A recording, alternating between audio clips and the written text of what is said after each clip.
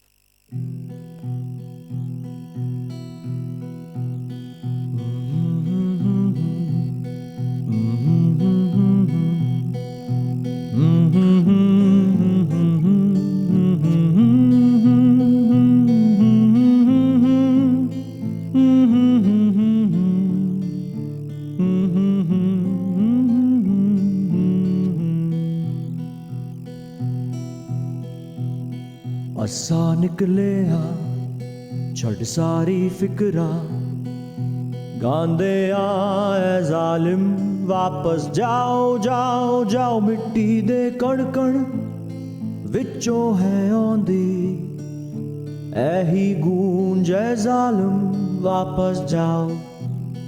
पहले भी कभी रोटियां बनाई थी ऐसे? नहीं, ये तो मोदी सरकार ने बनवानी सिखा दी है.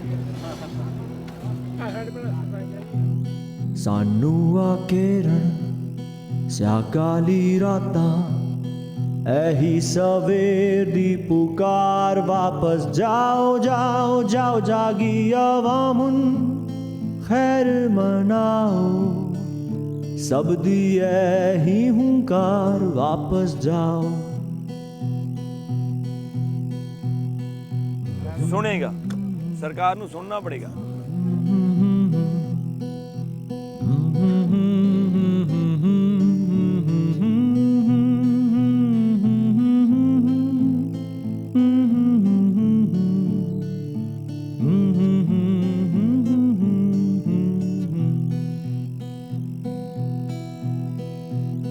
बुलंद आवाज़ा कर दी ऐलाना अस्सी ठुकरान दे तुआनू वापस जाओ जाओ जाओ तुआडे इन काले कातिल कानूना दाए को ही जवाब वापस जाओ.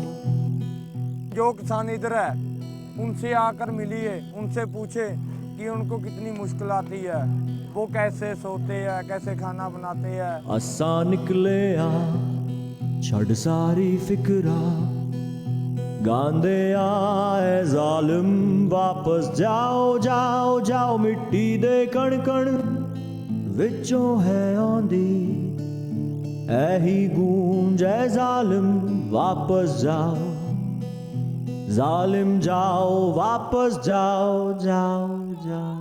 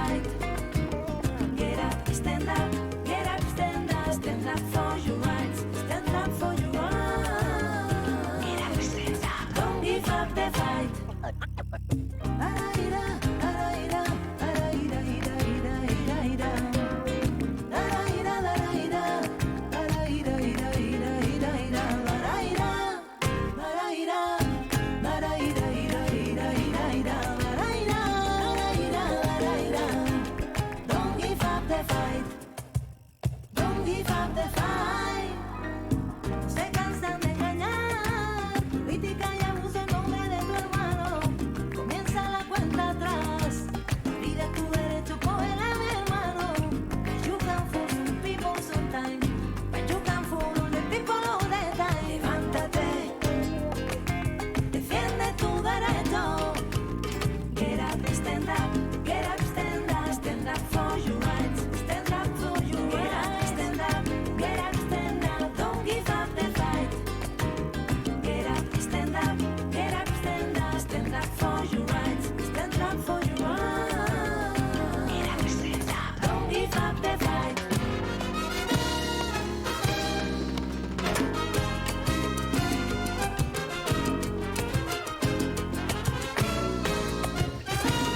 Levántate,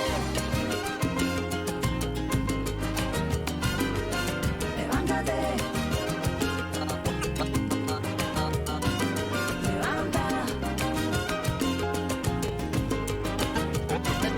levántate,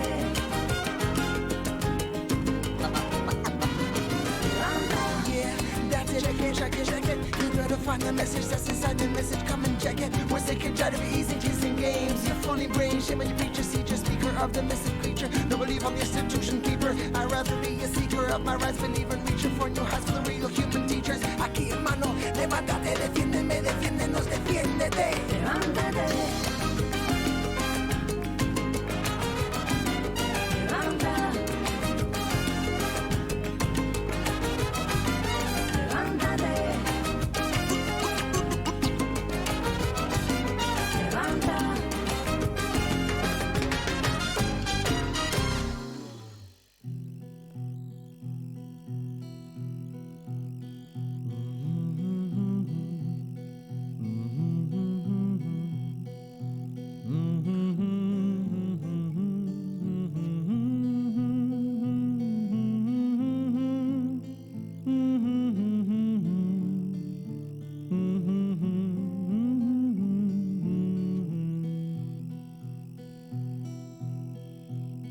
असा निकले आ छड़ सारी फिकरा गांदे आए जालिम वापस जाओ जाओ जाओ मिट्टी दे कण कण विचों है आंदी ऐही गूंज ऐ जालिम वापस जाओ। पहले भी कभी रोटियां बनाई थी ऐसे? नहीं, ये तो मोदी सरकार ने बनवानी सिखा दी। सानू आकेरण स्याकाली रातां ऐही सवेर दी पुकार वापस जाओ जाओ जाओ जागी अवामुन खैर मनाओ सब दी ऐही हुंकार वापस जाओ। सुनेगा, सरकार ਨੂੰ ਸੁਣਨਾ ਪੜੇਗਾ।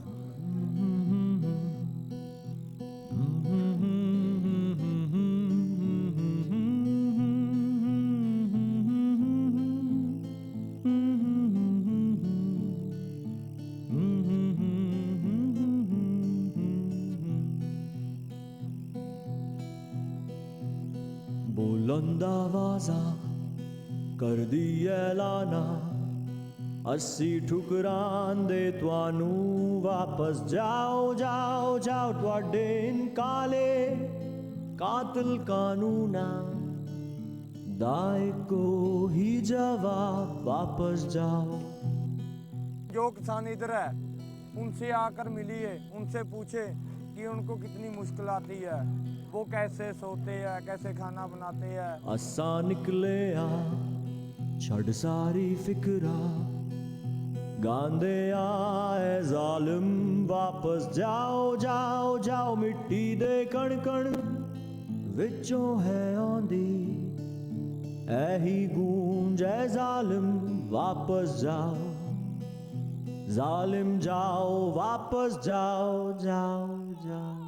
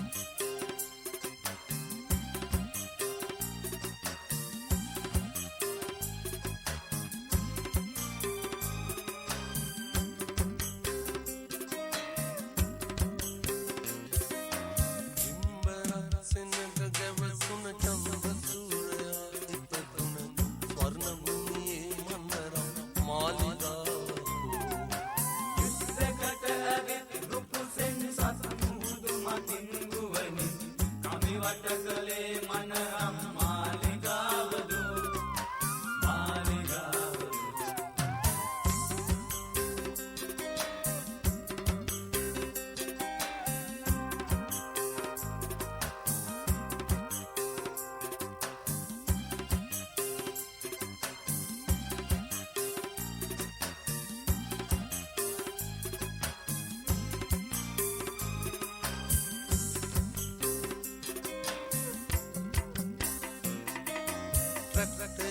යකඩ ගජසෙන් කුංචනාදයෙන් ඇලලුන වෘක්ෂ දේවතාවන් බිම වැටි පන ගසයි මිනි මල් පිපුණු සීතල පුණ්‍ය භූමියේ ඇටකට අදර නිරන් කඩ අහිමිව විලාපය නගයි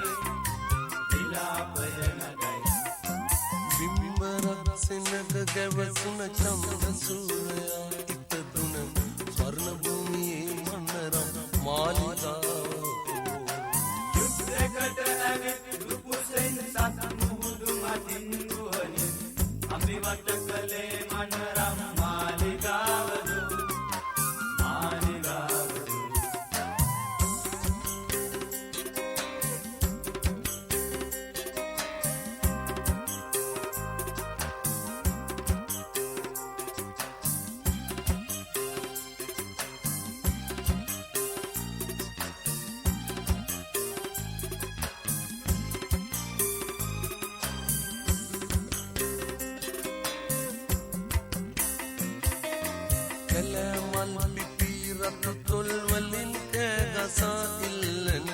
ජාතිය නිදානේ රන්දුවන් කරනු කොයි දැකන්ද කපායින් කටු කම්බියෙන් බෙදාවෙන් කළ වෙහිසකසා දමනා කටුව බිම දමව බිම්බරක් සෙනග ගැවසුන චන්ද සූරයා ඉපදුන ස්වර්ණ භූමියේ මන්නරම් මාලිගාව යුද්ධකට ඇවිත් රුපුසෙන් සත් මුහුදු මතින් ගුවනින් අඹිවට කලේ මනරම් මාලිගාවදු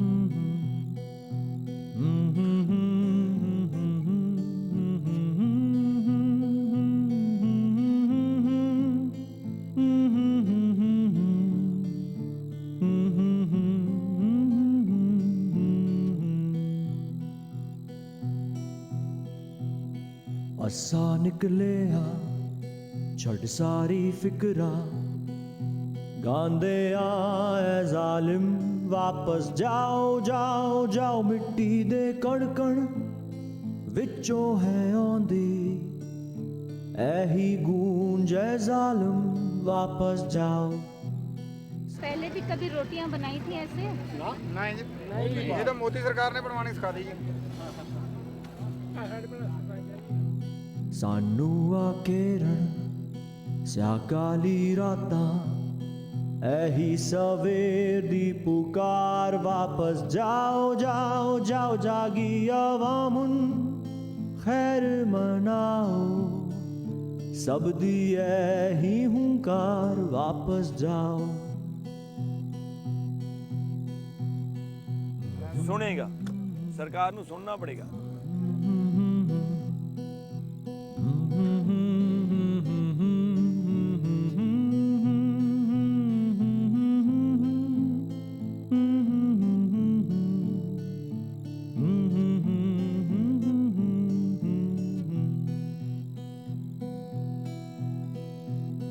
बुलंद आवाज़ा कर दी ऐलाना अस्सी ठुकरांदे तुआनू वापस जाओ जाओ जाओ तुआडे इन काले कातिल कानूना दाए को ही जवाब वापस जाओ।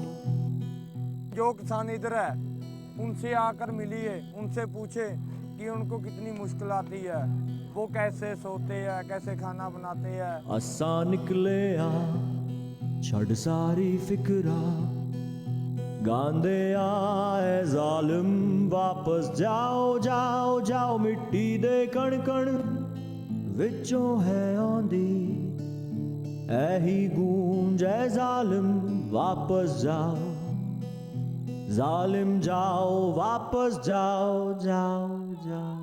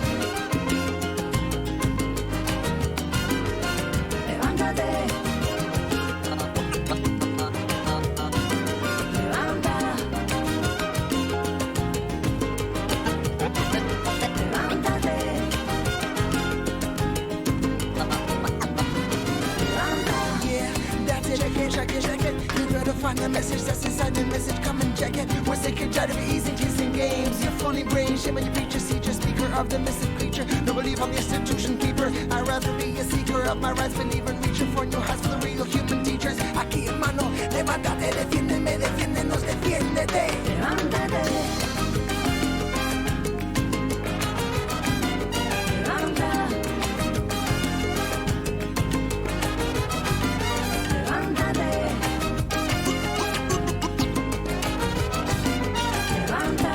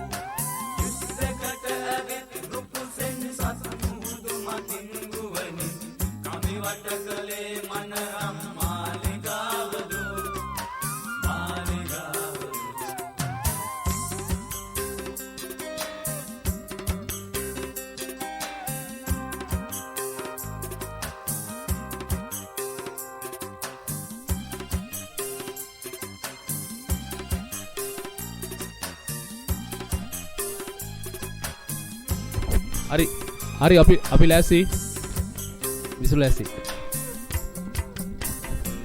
ඔව් පුළුවන්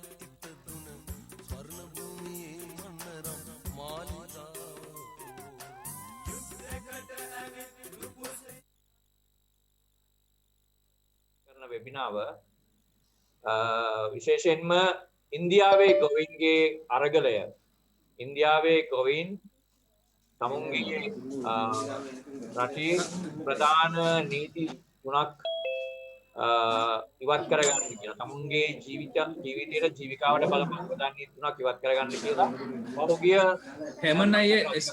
හැමනයේ සොරි මේ පොඩ්ඩක් චෙක් කරන්න අනිත් හැමෝටම ඇහෙනවද කියලා මේ ප්‍රභාත් මහත්තයා මොන හරි කියනවා ඇහෙන්නේ නැහැ කියලා. සෑහෙන චෙක් කළා. අනිත් අය ඔව් ඒක තමයි. මට ඕකේ අනිත් අයට මොන හරි ගැටලුවක් තියෙනවද කියලා පොඩ්ඩක් චෙක් කරන්න. එතකොට යාගේ ඒක තමයි බලන්න ඕනේ. එහෙමනම් මේ යා මම හිතන්නේ ප්‍රභාත් මහත්තයා තාම කනෙක්ට් වෙනවා ඔඩියෝ. ඕකේ සෝරි තමන්නයි සෝරි. එහෙනම් අපි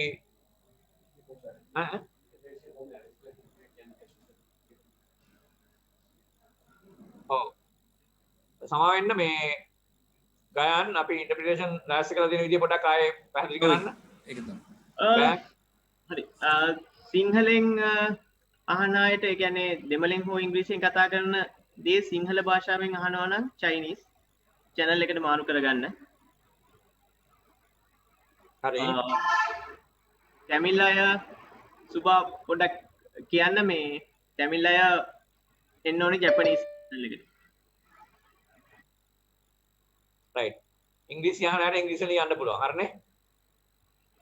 නංගි චයිනීස් එකකට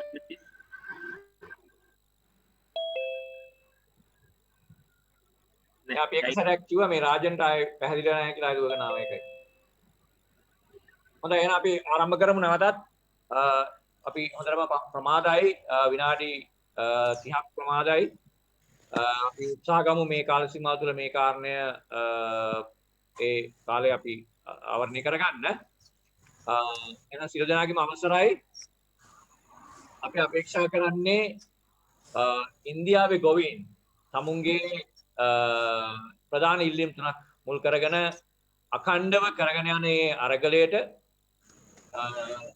කලාපීය වශයෙන් විශේෂයෙන්ම ශ්‍රී ලංකාවේ ගොවි දීවර කම්කරු වැඩ කරන ජනතාවගේ සහාය ලබා දීම සඳහා නැත්නම් ඒ සඳහා වන ශක්තිය ඔවුන් එකතු කරන්න අපේ සහෝදරාත්මක සහයෝගිතා ශක්තිය ඔවුන් එක්ක එකතු කරන්න අපි ඔවුන්ගේ අරගලයේ සමග ඉන්න බව ප්‍රකාශ කරන්නට මේ වෙබිනාව අපි සංවිධානය කරනවා ශ්‍රී ලංකාවේදී ඔවුන් විශේෂයෙන්ම නිමිත වෙලා තියෙන හෙට දවස ඔවුන්ගේ අරගලයේ තීරණාත්මක සම්දිස්ථානයක් බවට පත් වෙලා තියෙනවා විශේෂයෙන්ම ඔවුන් ඉන්දියාවේ දිල්ලි අගනුවරට ලක්ෂ ගණනින් සපත් වෙන්න එහෙම නැත්නම් ඒ ආක්‍රමණය කරන්න උන් බලාපොරොත්තු වෙනවා තමුන්ගේ අගනුවර තමුන්ගේ අයසින් දිනා ගැනීම සඳහා විශේෂයෙන්ම මේ අරගලයේ තීරණාත්මක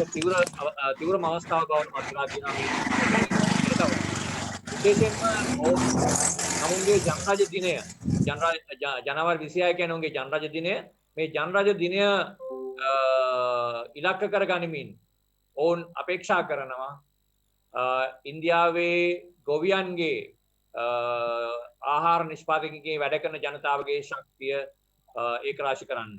ඒ නිසා ශ්‍රී ලංකාවේ අපි ගොවි අරගලයේ කොයිබටද ශ්‍රී ලංකාවේ හා ඉන්දියාවේ ජනතාව ඒකරාශීව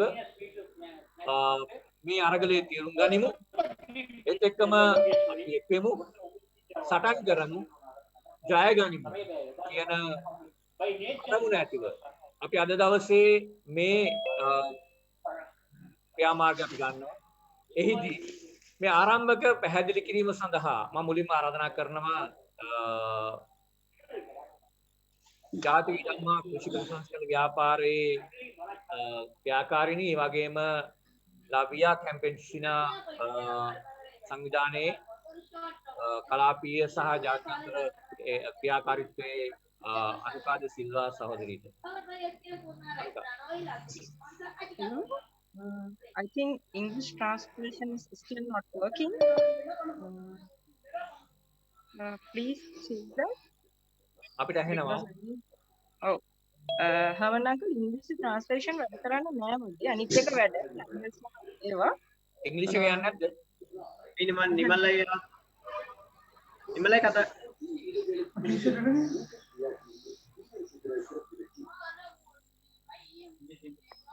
alright දැන් ඔයා කතා කරොත් ඇහෙනවා. දැන් ඕකේ මම හරි බොහොම ස්තුතියි විමුක්ති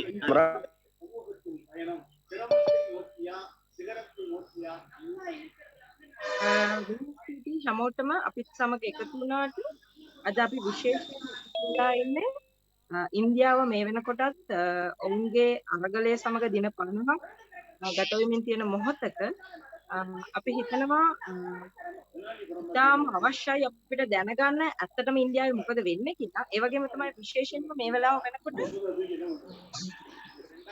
ඉන්දියාව විශේෂයෙන්ම ඔවුන් තර්ක කරන්නේ ඉන්දියාවේ ගොවි පනත් ගෙනාවු ගොවි පනත් නැවත හකුලා ගන්න කියලා. ඉතින් මෙන්න මේ කාරණාව කොහොමද ඉන්දියාව පැත්තෙනුත් ඒ වගේම තමයි මේක හුදෙක්ම ඉන්දියාවට පමණක් බලපාන කාරණාවක් නෙවෙයි. ලංකාව පැත්තෙන් කොහොමද විශේෂයෙන්ම මේ කාරණාව සිදු වෙමින් පවතින්නේ? මීට සමගාමී ක්‍රියාවලියක් ලංකාව තුලත් ක්‍රියාත්මක වෙමින් පවතිනවා. ඉතින් අපි උත්සාහ කරනවා අද සාකච්ඡාව තුළින් ඉන්දියාවේ ගොවි අරගලය තුල සිද්ධ වෙන සජීවී ක්‍රියාකාරීත්වයත් ඒ වගේම ලංකාව තුල මෙවැනිම ගොවි බිමේ දීවර බිමේ ඒ වගේම අපගේ ඉඩම් මංකොල්ලකමින් මේ සිදු කරන ක්‍රියාවලිය සහ ජාත්‍යන්තර මූල්‍ය අරමුදල ලෝක වෙළඳ සංවිධානයත් ඇතුළු ජාත්‍යන්තර අතපෙවීම් හමුවේ විශේෂයෙන් සමාන විදේශීය ආයෝජකයන් කොහොමද මේ ක්‍රියාවලියට බැඳිලා තියෙන්නේ කියන කාරණාව පැහැදිලි කරගන්න. ඉතින් මම හැමෝටම ආරාධනා කරනවා සාකච්ඡාව සමග එකතු වෙන්න. මුලින්ම අපි උත්සාහ කරනවා ඉන්දියාව ගොවීන් සම්බන්ධ කරන්න. ඒ වගේම ලංකාව තුළ මීට සමගාමී සිදුවන අරගලයන් ඒකාබද්ධ කරමින් කලාපීය අරගලයක් දක්වා මේ අරගෙන යන්න තමයි මේ උත්සාහය. ඉතින් මම නැවතත් සමන් කුමාර සහෝදරයාට බාර දෙනවා සාකච්ඡාව. ස්තුති අනුකා හොඳයි අපි මුලින්ම මේ සංවාදයේදී මුලින්ම අහුම්කම් දෙමු අපි දැනුවත් වෙමු ඉන්දියාවේ ගොවීන් තමුන්ගේ අරගලයේදී ඔවුන් මතු කරන කාරණේ විශේෂයෙන්ම මේක අපි අපේක්ෂා කරන්නේ දේශීය ඉන්දීය ගොවියන්ගේ ප්‍රශ්නයක් පමණක් නොවේ ගෝලීය ධනවාදය කෙසේද මේ ස්වභාවික සම්පත් විනාශ කරමින් ආහාර නිෂ්පාදකයින් සහ ඒ මත යැපෙන සියලු ජනතාව විනාශ කරන ක්‍රියාවලිය අපි තේරුම් ඒ ගෝලීය ධනවාදී ක්‍රියාවලිය තුළ ඒ ප්‍රාග්ධනයට යට වෙච්ච වැඩ කරන ජනතාවගේ ප්‍රශ්න තමයි සාකච්ඡා කරන්න බලාපොරොත්තු වෙන්නේ. මුලින්ම අපිට එක ඉන්නවා රවිනීත් කවුල් සොයිරිය ඇය ಭಾರತೀಯ කිෂාන් යුනියන් සංවිධානයේ ක්‍රියාකාරණියක් ඇය මේ මොහොතේ ඉන්නේ ඒ සටන් බිමේ අපි කැමති අයට අහුම්කම් දෙන්න මුලින්ම ඔවුන් මොන කාරණේ මතද මේ අරගලයට අවතීර්ණ වෙන්නේ කියන කාරණේ රන්වීර්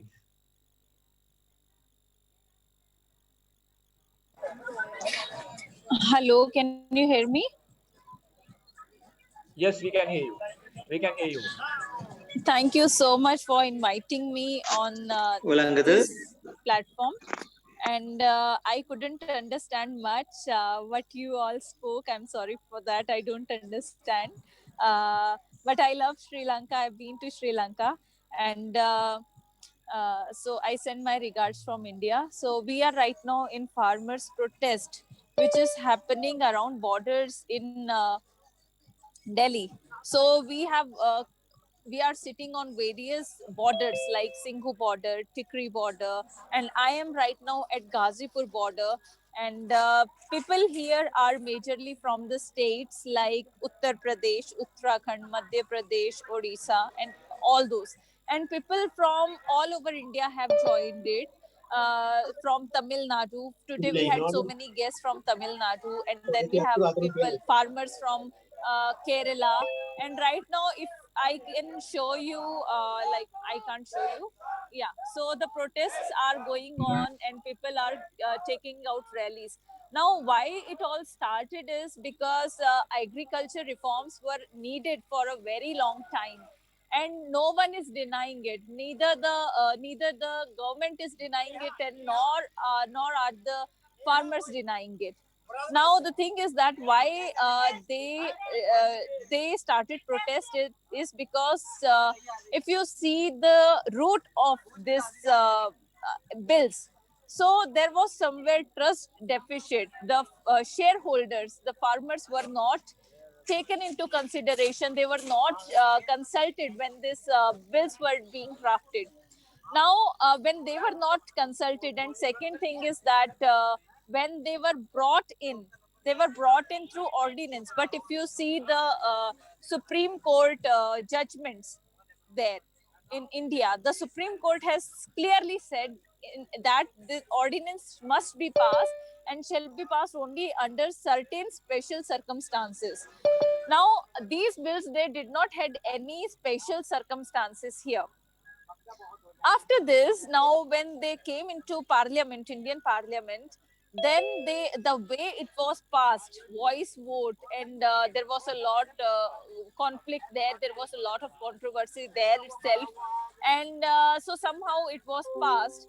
Now the third thing is that Indian Constitution has 3 lists. So one is the union list, second is the state list, and third is the concurrent list in our schedules. So now the agriculture is the subject of the state list. It means only the state can make laws on the agriculture as a subject, and center cannot make laws on it. But in this case, the center or the union has made laws on the agriculture. Now here the conflict starts. And the government is saying that we have made the laws under the third list, that is the concurrent list under trade and commerce.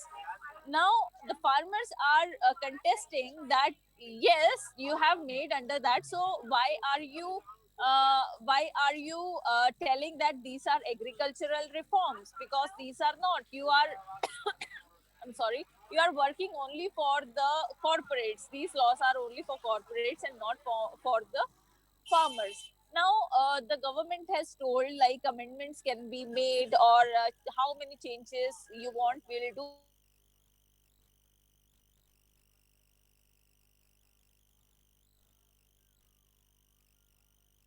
Out of, hello, can you hear me? Yes. Yes, we can hear you. Go ahead. Yes. So out of 15 points, 12 points have already said that said by the government that they are ready to amend it. Now, why are farmers are not ready for that is that they are saying if they accept that okay, we are accepting all these points, we are ready with the amendments. Now, somewhere at the back of it, they are also accepting that the center has the right to make laws for the agriculture, and that is why this all protest is happening. Now, they also want MSP guarantee, because if a farmer is selling a produce or anything, food grain, from 1 acre of his land or 2 acres, they do not know how much will they get in return after doing so many months of their labor and hard work and spending money. Some like they don't even know if it will go for 50 rupees or 5,000 rupees or 50,000 rupees. Now, that is the main concern here. That is why the farmers are very adamant on their demands, and they have received the support from so many spheres. And the case is going sub judice in the Supreme Court. So let's see what will be the outcome for all this. But here I am here for last 1 month, and I have come from Bangalore. And here the farmers, they are trying to keep their energies upbeat by singing songs or by reading books, by organizing protest on the road here inside the protest site itself, or even by dancing. Now, the way media is portraying is not very helpful, because they are only showing only one or two incident where something went wrong, but there are so many incidents where the farmers, they have very nicely conducted it. Because if you see, it has become world's largest protest. And apart from that, there has been not even a single incident of violence. And the way farmers are organizing it is very nice. Thank you.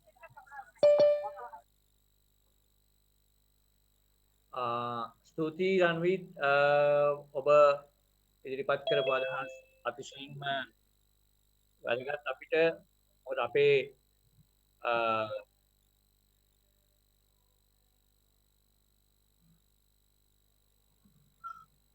අපිට හිතෙනවා මේ අරගලේ තීරණාත්මක කාර්යභාරයක් අපේ කාන්තාවන් ඉෂ්ට කරන බව.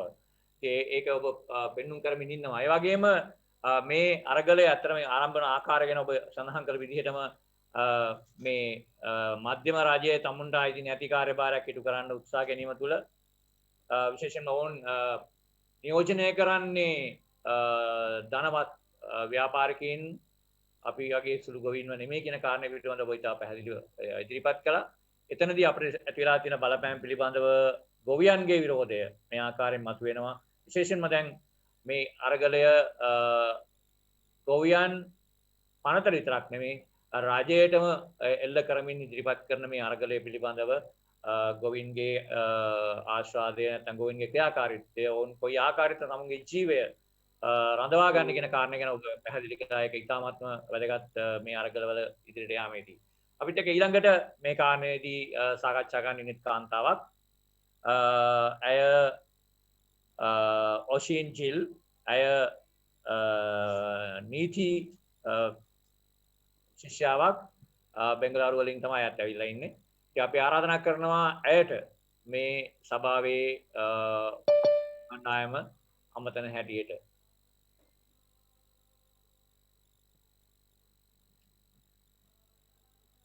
Oshin.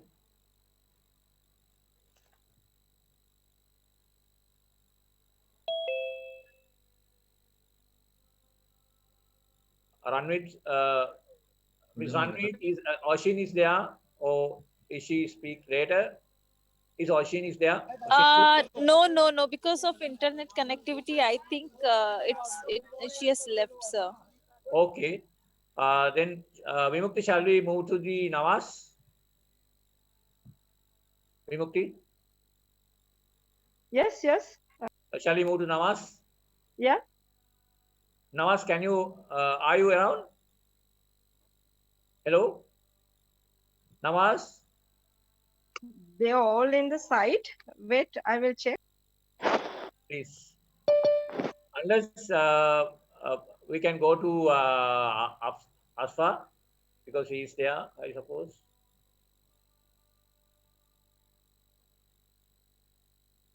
Asfa, are you there? Yes, I am here. Shall we begin, because we are waiting for others to come, so that we can hear your analysis, your input. Then we can go for the farmer leaders or the women leaders in this struggle. So, Asfa, can you begin your input, please? Okay, thank you. Thanks to Monlar for this opportunity. And it's really tomorrow going to be a very great day for farmers in India, as well as people who have the farmers who have gathered in Delhi. First of all, I would like to pay homage to more than 150 farmers who have died participating in this farmers protest in Delhi in last 60 days. And this is, as Ms. Kaur was telling, is really a memorable mobilization. More than 1 million farmers are around in 4 or 5 different highways coming to Delhi, and they have blocked it. And there are more than 100,000 tractors and trolleys and JCB machines and harvester machines, which are there, and most of these are going to take participation in the parade, the Republic Day parade happening tomorrow. It's going to be a huge parade, and some of them, the leaders are saying that it will take more than 24 hours to finish the 4 parade at 4 different locations. So we are going to see a huge parade, tractor parade by farmers. අද යන අද 26 හෙට මම විශාල tractor පෙරේඩ් එකක්. Yeah. So, and in fact, my organization, GRAIN, we have already extended our solidarity support, and we wrote a letter to the Indian government through the embassy in Spain, and we are with farmers. Now, what is unique about this protest? I mean, it's very important to look at why this protest and what is unique about this protest. You will be very surprised, as I said, is more than 1 million farmers protesting at different borders for last 60 days. And despite police repression, malignment from the media and ruling party leaders, because some of the media are telling them that they are Khalistanis, they are, terrorists. And then, and there is no one leader of this whole movement. There are more than 40 leaders representing more than, and there are more than 500 farmer groups who are protesting. But there is absolutely no fight and no fissures among the leaders. And all these farmers groups, they belong to different ideologies. Some of them are left, some of them are rightist, some of them are centralist, but they have only one demand, and that demand is to repeal the 3 Farm Acts, which I'll come later. Now, all these farmer groups, they very much understand the implication of these laws on the farmers and on the farming and the farmers' livelihood. And this whole protest is to protect their survival in farming and protect their farms. And one important aspect of this protest is there is a huge representation of women farmers, and who are doing all kinds of activities. They are making bread, they are volunteering, they are making stage arrangement, they are doing fund management, everything. So, and in fact, there was one day which was celebrated as Women Day, Women Farmers Day, and they were doing all kinds of activities. So that was very fascinating to look at how women farmers are taking lead in this protest. And it is not that the protest is happening only in Delhi. Right now, the protest is going on, a huge protest is going on in Mumbai. A protest is going on in Kerala, in Tamil Nadu, in different Chhattisgarh, in different parts of the country. And there are many farmers wanted to come because of the restrictions by the police, most of them are not coming to Delhi. So the protests are happening all across in India. But another important aspect of this protest is that at the one hand, the farmers are protesting, the leaders are protesting, but the other side, they're also continuing a dialogue with the ministers. And that dialogue, 11th round of dialogue has happened. But unfortunately, there is no solution to this whole protest and this whole mobilization. Now, coming to the Indian agriculture, before you understand this whole why farmers are protesting, it is important to understand what is the Indian agriculture scenario. So if you look at the average land holding in India, the average land holding today is around 1.08 hectares. And how many farmers own around 1.08 hectares? About 86% of farmers own a 1.08 hectares. So more than 86% only are small and marginal farmers. The big farmers with 10 hectares and above are only 0.57%.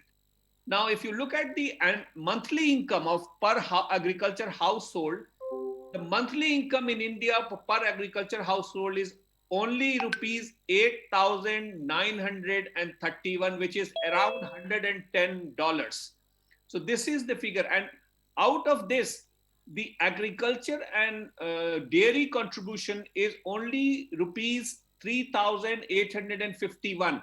So less than half is the agriculture and dairy contribution. Now, if you look at the debt, farmers' debt, more than 52.5% of the Indian agriculture household are in debt. And so far as you might have also heard about the farmers quitting agriculture, a lot of farmers in India are leaving agriculture, and there are different figures. But according to the agriculture census to 2011, more than 2,400 farmers are leaving agriculture every day, and they're migrating to cities. Now, another important figure to know is Indian farmers only get around 21,000 rupees as subsidy compared to about 45 lakh rupees as subsidy in USA. And you might have also heard a lot about Indian farmers committing suicides. The recent figure in 2019, around 28 farmers are committing suicide every day in India. And in 2019, around 10,281 farmers have committed suicide. So this is the basic figures around the agriculture. Now, probably I might take a little more time, so please indicate that I'm taking a lot of time. Now, coming to another 8 minutes. Another 8 minutes. Okay, coming to the three bills. There are long names like Farmers Produce Trade and Commerce Promotion and Facilitation Act 2020, which we call as APMC bypass law. Then we have Farmers Empowerment and Protection Agreement of Price Assurance and Farm Services Act 2020, which we call at Corporate Farming Contract Farming Law. Then there is an amendment in the Essential Commodities Act, which we call it Legalizing and Legitimizing Hoarding Law. And if you look at what Ms. Kaur was also saying, these laws were passed within a period of just 3 days, 6 days, 1 week. It was introduced in the Lok Sabha in the lower house on 14 September, passed in the lower house on 17 September, and it was passed to the upper house in 20th September, and the President of India gave the assent on 24th of September. So within 1 week, these laws were passed, and interestingly, the laws, all these three laws came into operation. They were enforced from 5th of June. much before it was passed and cleared by the parliament and by assented by the president. Only because on 5th of June, the 3 ordinances were promulgated by the President of India. So these are the important. Now coming to the first act, which is APMC bypass law. What is that? The APMC bypass law basically creates an additional trading opportunity outside the APMC market. You might ask me, what is APMC market? APMC market are basically agriculture produce marketing committee, which is marketing yards, run by the state government. There is a certain set of rules. There is a certain set of levies and tax which are taken from the traders, not from the farmers. And there is a regulated market. It's completely a regulated market. All those traders who trade from the APMC market are registered. So, and they also submit or deposit some kind of security money, because tomorrow if they disappear, the farmers can be paid from their security money.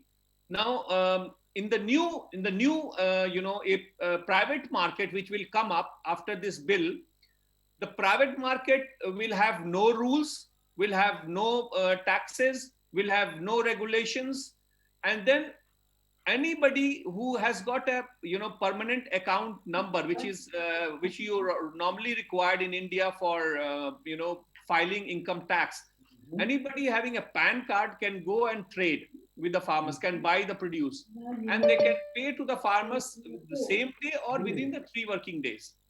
So the government is saying basically that now they are creating one India and one marketing, one agriculture market. See you in my lab. Hello. Now, so what is farmers' objection? The farmers' objection is because there are 2 set of market. One is a regulated market. The other is an unregulated market. One where there will be taxes and duties. The other one will have no taxes and duties. Then what is the problem? The problem is that all those traders who basically come to APMC market, which is a government market, they will move to the private market, because they will not be paying any taxes, any duties in the private market. And then this is the first benefit they will have. The second benefit they will have is that in the regulated market, in the government market, normally the sale of agriculture produce is on MSP. On MSP is basically a guaranteed price announced by the government of India twice every year, during the winter season and for the winter crop and for summer crop. And then those the traders have to pay normally the MSP price. So in the regulated government market, the trader will have to pay to the farmer the MSP price, which is little higher than the market price, as well as they have to pay taxes. So obviously the trader will not go to the APMC market. They will move to the private market, because they will save money on duty and levies, and they will save some money because they will have to pay lesser amount to the farmer for the produce. So what government is saying, that it will lead to one market and one nation, will probably come true after some time when this bill will be operation, because the APMC market will be abandoned by the traders. And this is actually happening. It is actually happening in Madhya Pradesh, where in September, in May, the Madhya Pradesh government has implemented a Model Mandi Act, where they have allowed the traders to purchase farm goods without a market fee outside the mandis. So in Madhya Pradesh, where a similar act is being implemented in May itself, there was no business in 41 APMC market. Can you imagine? 41 APMC market had no business, and in October there was no business in 49 APMC market. Now, even before this act has been, it's already operational. So there are so many cases of farmers getting cheated by the traders, and the traders are not paying money. There are several cases. 71 cases has been come to notice in the Madhya Pradesh itself. and the government is managed to resolve only 3 cases. So APMs so there is no kind of a safeguard for farmers in the private market, which is now which come into existence after this law. The second loss will be to the state exchequer. The state government normally earns some money through the APMC market and through the levies and taxes, and then that money is being spent on building of the yards, building of the rural roads, some of the industries which are set up, for example, rice milling industry, which get set up. So all those, and then of course so many people who are associated with the state APMC market get paid. So all those people will be unemployed. So this way the APMC market will finish. The other problem of the farmers is that if all the traders will move to the private mandi, then and the farmers who will bring the food, their produce at the government mandi, there'll be no buyers. And once there'll be no buyers, obviously the minimum support price will not work. So once the minimum support price will not work, government will obviously stop, announcing the MSP.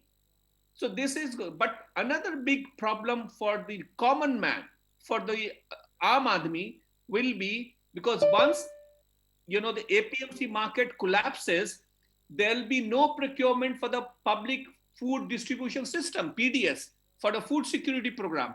So once there'll be no procurement for the food security program, the whole PDS system in India, which collapsed, which basically feed more than 750 million people in India.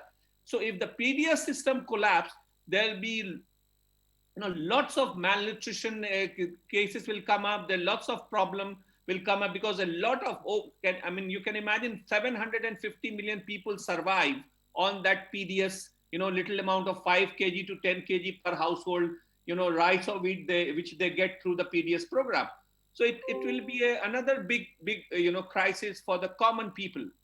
Now coming to the second law, which is a contract farming law, this bill basically, a farmer's objection is that it provides a kind of a legal framework for contract farming, and then the sponsors, basically the big companies which will have a contract with farmers, they will not honor those contracts, because those big companies today, if you look at the traders after buying the produce are running away, these contracts will not work.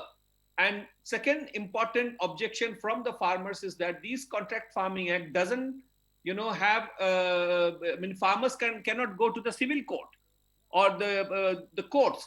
Only a subdivisional magistrate, which we call SDM or district collector, will probably take the decision if there are cases of a dispute between the farmers and the company. So and then farmers are also very much concerned that the company will dominate, and then they will be probably the owner of the farm will be working as a laborer in their own farm. So these are the fears of the farmers so far as the Contract Farming Act is concerned. And in Punjab, you see a lot of farmers have come from Punjab, and Punjab farmers say that they have in fact tried and tested this contract farming in their state for a long time. There are several contract farming cases have come up in Punjab, and they have found it a failed experiment. And interestingly, there are recent cases in Madhya Pradesh where the contract farming, there was a Delhi-based rice company, Fortune Rice Limited, which has contracted several farmers in Madhya Pradesh for growing rice, and then they did not come and bought the rice. So the farmers really had to suffer because the companies did not honor the contract. So this is another big problem with the Contract Farming Act. The third act is basically about the Essential Commodities Act, which we call it hoarding, legalizing or legitimizing hoarding. And this is very important. We have seen in last, especially during the COVID time, as well as earlier in, I think 2 years back, when the pulses price and other commodity price has gone up. So whenever in India the prices go up, the agriculture produce prices go up, the farmers, the government take an action and they go and raid the traders, and that way they try to control the prices. Now, once this whole hoarding is being legalized, there will be no raid on the hoarders. And then you can imagine how this inflation will happen, because the prices will go up. But it will have not only impact on the farmers, even though because they are consumers, but it will have more and more impact on the poor people in India, about on the middle and lower class of the society, because they will be suffering.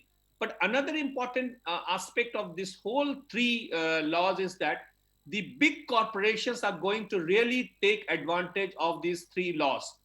And especially because somebody, I remember, I think Anuka was trying to bring in the WTO issue.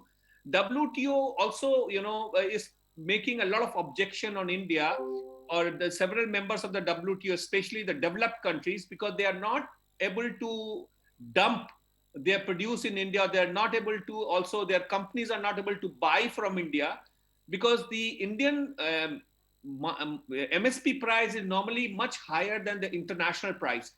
So the all those companies who want to take advantage of the huge food production in India, they want to buy from India and export. They are not even able to do it because of the higher prices in India. Now they can easily do it because if the APMC collapses and MSP is withdrawn, the farmers, the companies will be able to buy from India and export easily.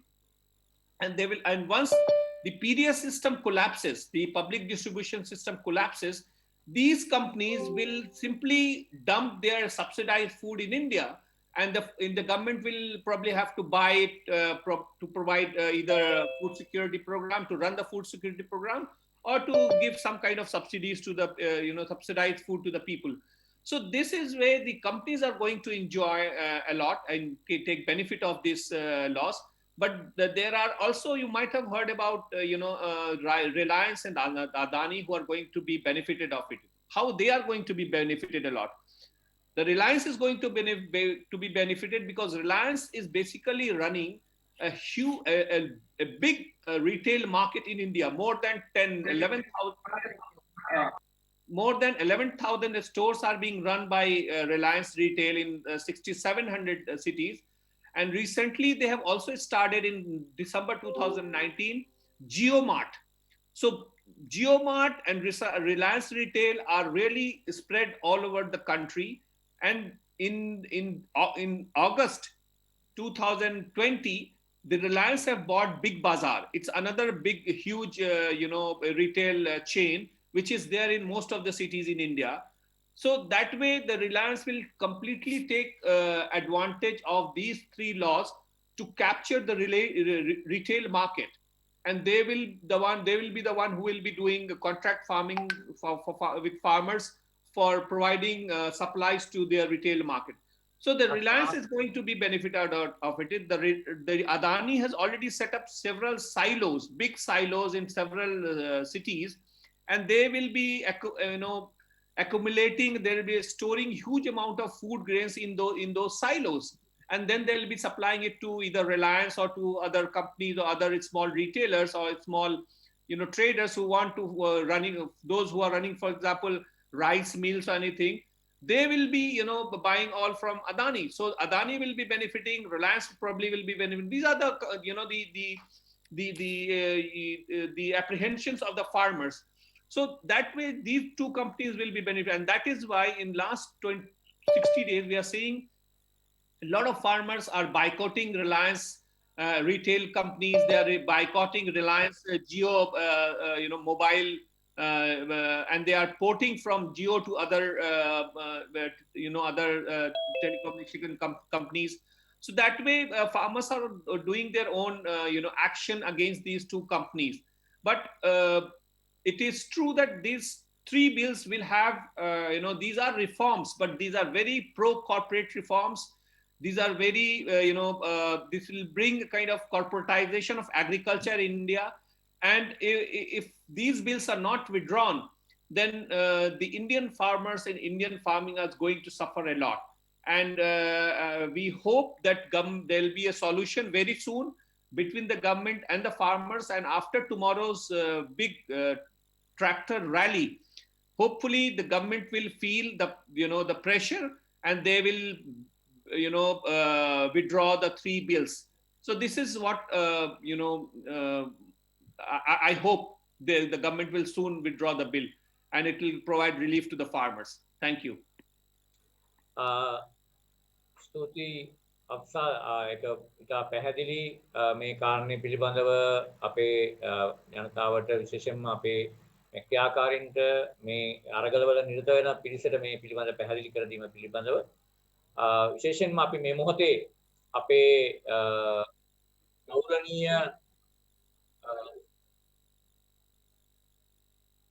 ගෞරවනීය ආචාර්ය අපි පුද කරන්න කැමති අපගේ මේ අරගලයට දායක වුණු ගොවි නායකයින් අතරම මේ අරගලයේදී දීවිදු ගොවි නායකයින් 150 දෙනෙකු සඳහන් කළා ඒ ජීවිත මේ අරගලයේදී සදා අමරණීය වනු ඇති බව අපට විශ්වාසයි. ඒ නිසා අපි හිතනවා මේ අරගල ජීවිත පරිත්‍යාගයෙන් ඉදිරියට යන අරගලයන් විශේෂයෙන්ම අපි මේ අරගලවලදී ශ්‍රී ලාංකිකයන් හැටියටත් අතීතයේදී අපිට ඉතාමත්ම ආස්වාදනීය සහ ඉතාමත්ම ශක්තිමත් අපි ජයග්‍රහණය කරපු අරගල ගණනාවක් තිබුණා. ඒ අරගල අපිට මතකයි හිඟුරක්ගොඩ ගොවියන්ගේ අරගලය. වී මිල පිළිබඳව ඕන් ඉල්ලුවේ රුපියල් 10කින් වී මිල වැඩි කරලා දෙන්න කියන කාරණේ. ඒ අනුව ඒ අරගලය මාරාන්තික උපවාසයක් දක්වා ඉදිරියට ගියා. ඒ අරගලවල ආසාදයට සමග අපේ ජනතාව ඒ පහුගිය කාල සීමාව තුළ ඒ කියන අපේ සංස්කරණ ක්‍රියාවලීන් සඳහා යොමු වුණා. ඉතින් මේ ක්‍රියාවලියේදී දැන් සුදානයේ නමක් තිබුණා. ඒ තමා අදානි කියන නම. අදානි සහ රිලයන්ස්. මේ දෙකොල්ල මේ ක්‍රියාවලියෙන් බිලියනපතියන් මල්ටි බිලියනපතියන් බවට පත් වෙන තත්ත්වය තමයි ඇති වෙන්න යන්නේ. ඒ ගෝලීය ප්‍රාග්ධනයේ ආනුභාවය ඒ තමා මේ ගෝලීයකරණ ක්‍රියාවලියේ තියෙන ක්‍රියාකාරීත්වය. අපිට පේනවා ඒක එක රටකට සීමා වෙන්නේ නැහැ. ඒක දේශ සීමා ඔබවා යනවා. ඒ කියන්නේ මේක ශ්‍රී ලාංකිකයන්ටත් බලපානවා. දැන් අපි මේ කාරණේ සම්බන්ධයෙන් විශේෂයෙන්ම විග්‍රහ කරගන්න කැමති මේ ගෝලීය ධනවාදී ක්‍රියාවලිය තුල අදානිලා වගේම තවත් ලෝක ධනපතීන් කොහොමද ශ්‍රී ලාංකික ආර්ථිකය ඒ වගේම අපේ දේශීය සම්පත් විශේෂයෙන්ම අපේ වරාය ඒ වගේම අපේ අනිකුත් දේශීය සම්පත් කොල්ලකෑම සඳහා මොන ආකාරයටද ඔවුන් යොමු වෙන්නේ කියන කාරණේ සම්බන්ධයෙන් මේ ගැන කරුණු ඉදිරිපත් කරන්න විනාඩියක් කමන්න අංකල් නවාස් ජොයින් වුණා පුළුවන් නම් එයාගේ ඉන්ටර්නෙට් ලෝ හින්දා පොඩ්ඩක් chance එක දෙන්න පුළුවන්ද කියලා අහුවා. හොඳයි අපි එහෙනම් චින්තකර මොහොතක් ඉන්න කියලා අපි ඉල්ලනවා. ෂුවර් මේ මොහොතේ අපිත් එක්ක සම්බන්ධ වෙනවා එහෙනම් නවාස් සහෝදරයා. අපි ආරාධනා කරනවා නවාස්ට ඔබගේ අදහස් ඉදිරිපත් කිරීම කරන ලෙස. Nawaz we invite you to give your input please.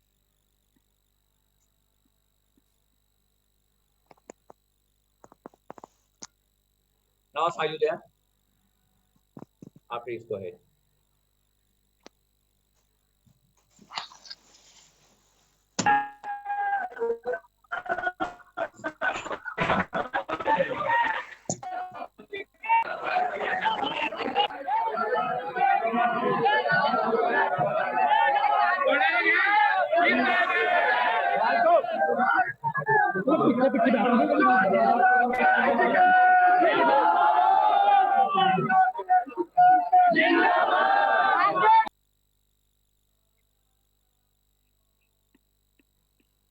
Nawaz, it's all right that we can hear the background voice.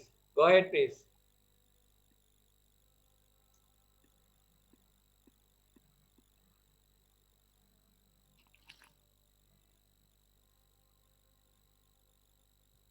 Nawaz, are you having any difficulty?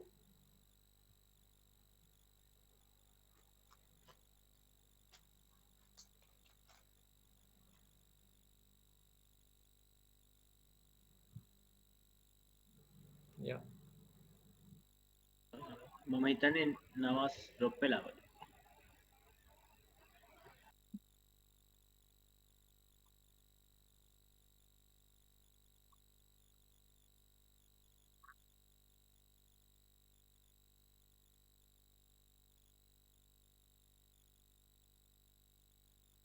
හර්මන් uncle අපි එහෙම වුණොත් ඉස්සරහට යන්නේ නේද? ආපහු බලමු try කරන්න.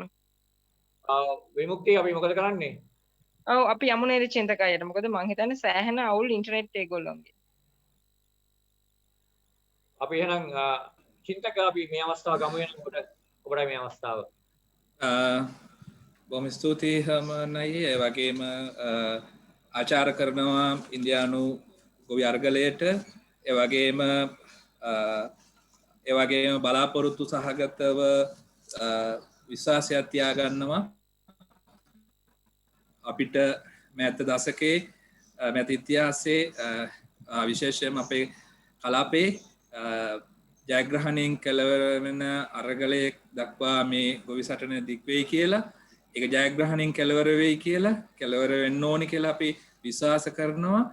ඒ වගේම අපි හිතනවා යම් විදියකට රාජ්‍ය පාලකයින්ට ප්‍රතිපත්ති තීරණය කරන අයට යම් පණිවිඩයක් ලැබෙයි කියලා. තවදුරටත් මේ ආකාරයේ ජන විරෝධී පීඩාකාරී පනත් නීති වැඩපිළිවෙල ප්‍රතිපත්ති ක්‍රියාත්මක කිරීමට ඉඩක් තවදුරටත් ඒ වගේ ඇත්ත අයිති මිනිස්සු ඉඩ නොදෙන බවට අපි විශ්වාස කරන ඉන්දියානු ජනතාව එය භාවිතාවෙන් ප්‍රකාශයට පත් කරයි කියලා. ඒ සටනත් එක්ක අපි රැඳෙනවා. ඒ සටනට අපි ශක්තියක් වෙනවා කියන එක ආරම්භයේදී කියන්න ඕනේ.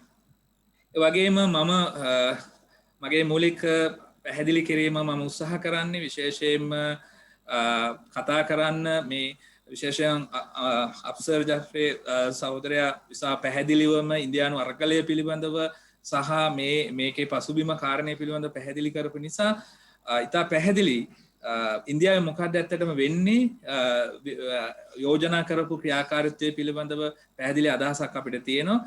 දැන් අපි සාකච්ඡා කරන්න ඕනි වෙන්නේ ඉන්දියාව තුළ වෙන්න නියමිතව යෝජනා වෙන සැලසුම් ලංකාව ඇතුළේ කොයි විදිහටද ක්‍රියාත්මක වෙන්නේ කියලා. ඉතින් මේකටදී මම මූලික වශයෙන් ප්‍රවේශ වෙන්න කැමති. දැන් අපි දන්නවා මේ ලංකාව විශාල සාකච්ඡාවක් ගොඩනගෙනවා. ඒ වගේම මේ බහුල වශයෙන් ආර්ථික විද්‍යාඥයින් ඒ වගේම රජයට උපදෙස් දෙන බුද්ධිමතුන් ක්‍රියාකාරීන් ප්‍රකාශ කරන දෙයක් තමයි මේ ප්‍රාග්ධනයට නිදහසේ රටවල් ඇතුළට ඇතුල් වෙන්න ඉඩ දෙන්න කියන එක. මේක ඉතාම සංකීර්ණ මේ මාතෘකාවක්. නමුත් මේ ප්‍රාග්ධනය නිදහස් කිරීම ඉඩකඩ පුළුල් කිරීම මේ වෙලාවේ රාජ්‍ය සතු වගකීමක් විදියට තමයි ඔවුන් සලකන්නේ. හැබැයි දැන් මෙන්න මේ කාරණේ දිහා ඉඳලා බැලුවම අපි තේරුම් ගන්න වෙනවා දැන් ඉන්දියාවේ දැන් අපිට කියනවා අපිට යෝජනා කරනවා මේ ප්‍රාග්ධනයට නිදහසේ ඉන්න ඉඩකඩ හැදුවේ නැත්නම් අපේ තියෙන දුප්පත්කම, අපේ තියෙන ආර්ථික වර්ධනය, අපිට තියෙන පහසුකම්, අපිට තියෙන ආහාර මේ වගේ ඒවා අපිට සපයන්න පුළුවන් කමක් නැහැ කියලා.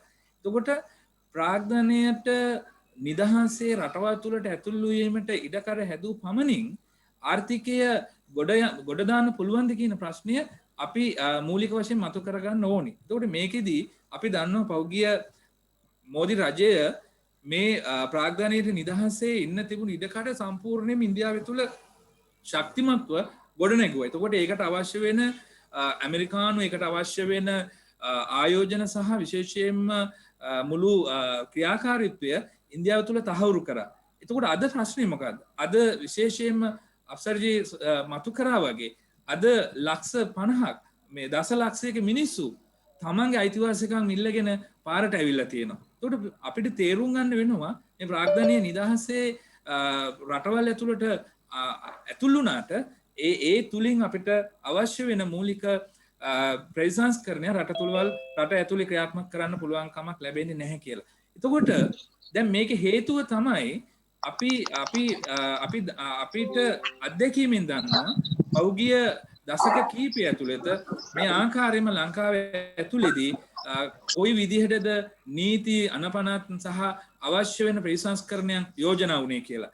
එතකොටදී තමයි අපිට පේන ඉන්දියාවේ මේ ගොවි අරගලය පිටිපස්සේ අදානි සමාගම ඉන්නවා. ඒතර අනිත් පැත්තෙන් ගත්තොත් අදානි සමාගම හා සමානවම අපි දන්නවා අදානි සමාගම ලංකාවේ නැගෙනහිර වරය පිළිබඳව ඔවුන්ගේ ආයෝජන නැත්නම් ඔවුන්ට නැගෙනහිර වරාය අවශ්‍යයි කියන යෝජනා ඉදිරිපත් වෙලා තියෙනවා. එතකොට රජය ඒ සඳහා වන එකඟතාවයන් ප්‍රකාශ කරලා තියෙනවා.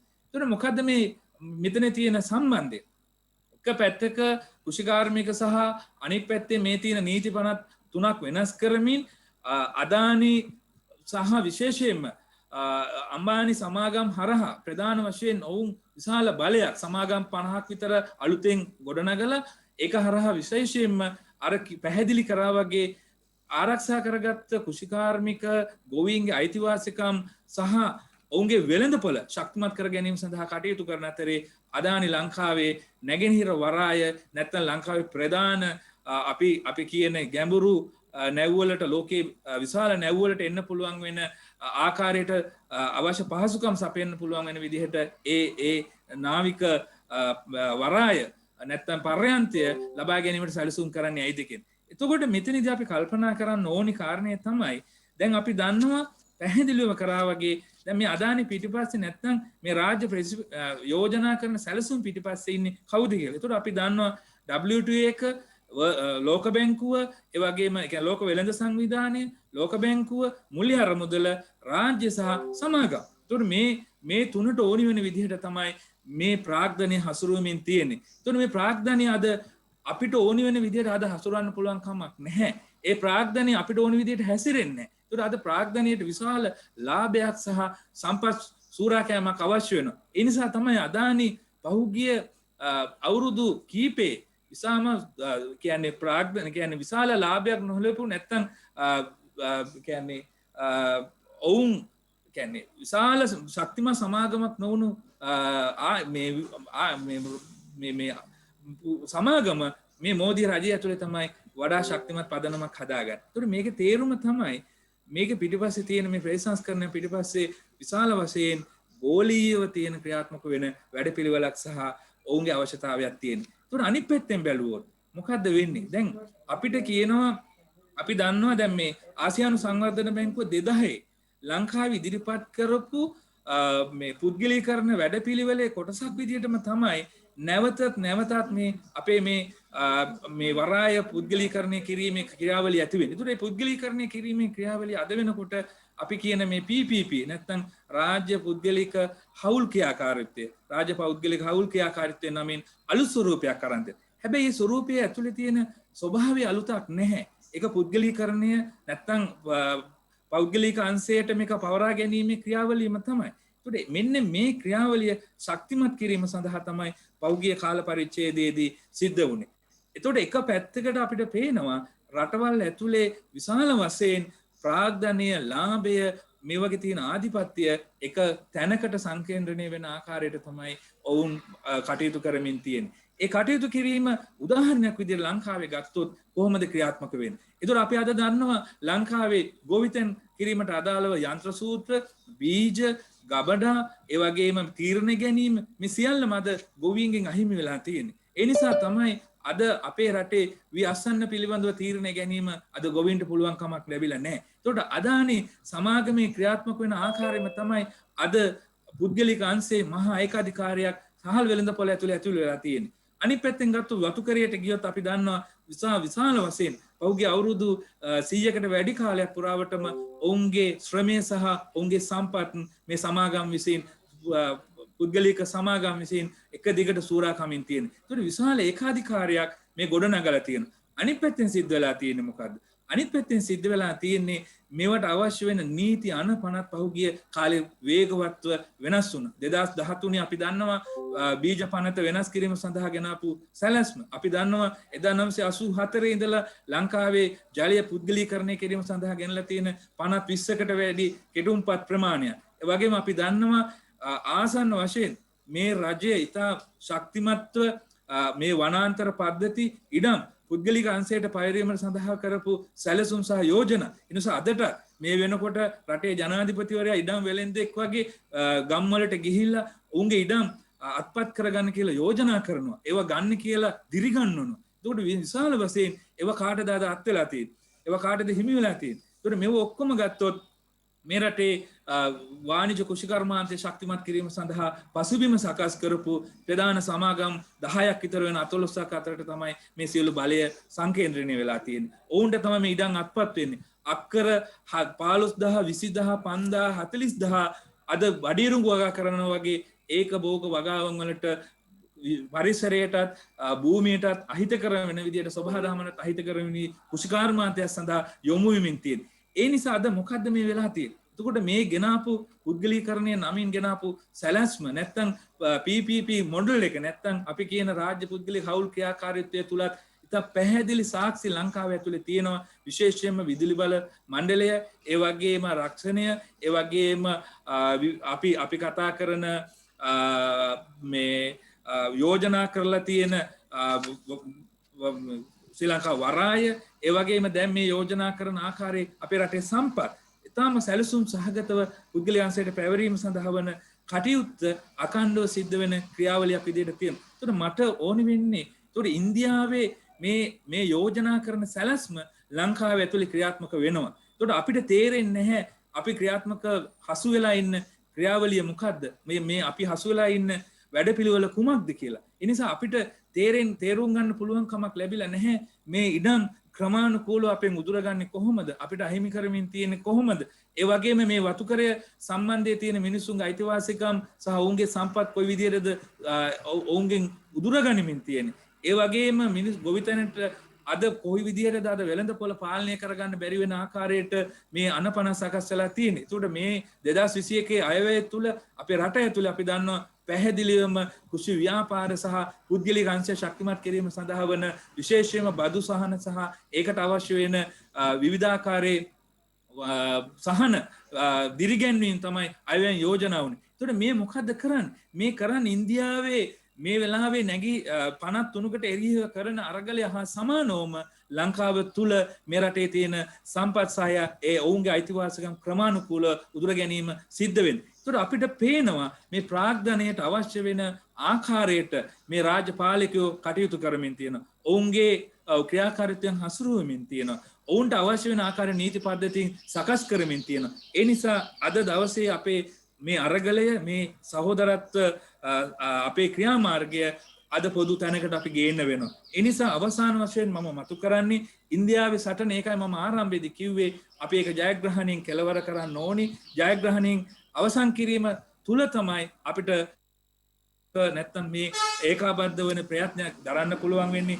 ඒකෙදී අපි ඉතා පැහැදිලිව තේරුම් ගන්න වෙනවා අපිට අවශ්‍යයි යම්කිසි ආකාරයට සමාජවාදී පදනමක් මත මේ සම්පත් නැත්තම් අපි කතා කරන නිෂ්පාදන සාධකවල අයිතිය පාලනය තීරණ ගැනීමේ බලය මේ රටේ ඉන්දියාවෙත් ලංකාවෙත් කුඩා ආහාර නිෂ්පාදනය යෙදෙන මිනිස්සුන් සතු වෙන ඔවුන්ව ශක්තිමත් කරන ක්‍රියාවලියකට යා යුතු වෙනවා. ඒක ඒකාබද්ධ සටනක් විදිහට තමයි අපි දකින්නේ. ඒක කලාපීය සටනක් විදිහට තමයි දකින්නේ. ඒක ගෝලීය සටනක් විදිහට තමයි දකින්නේ. ඒක තුල තමයි අපිට පුළුවන්කමක් ලැබෙන්නේ මේ සියල්ල ඒකාබද්ධ වෙලා ප්‍රාග්ධනයට එරෙහි ප්‍රාග්ධනයේ පිටිපස්සේ සිටින පාලකයන්ට එරෙහි සටනක් බවට පත් කරන්න ඕනි කියන එක. එතකොට අද අපි දන්නවා ඉන්දියානු දවස් 50කට පස්සේ සටන අද මේ කියන්නේ පුද්ගලික අංශය සහ ඉතාම පැහැදිලිවම ජාතිවාදී වර්ගවාදී වෛරය වපුරවන මෝදි රජය පළවහැරීම දක්වා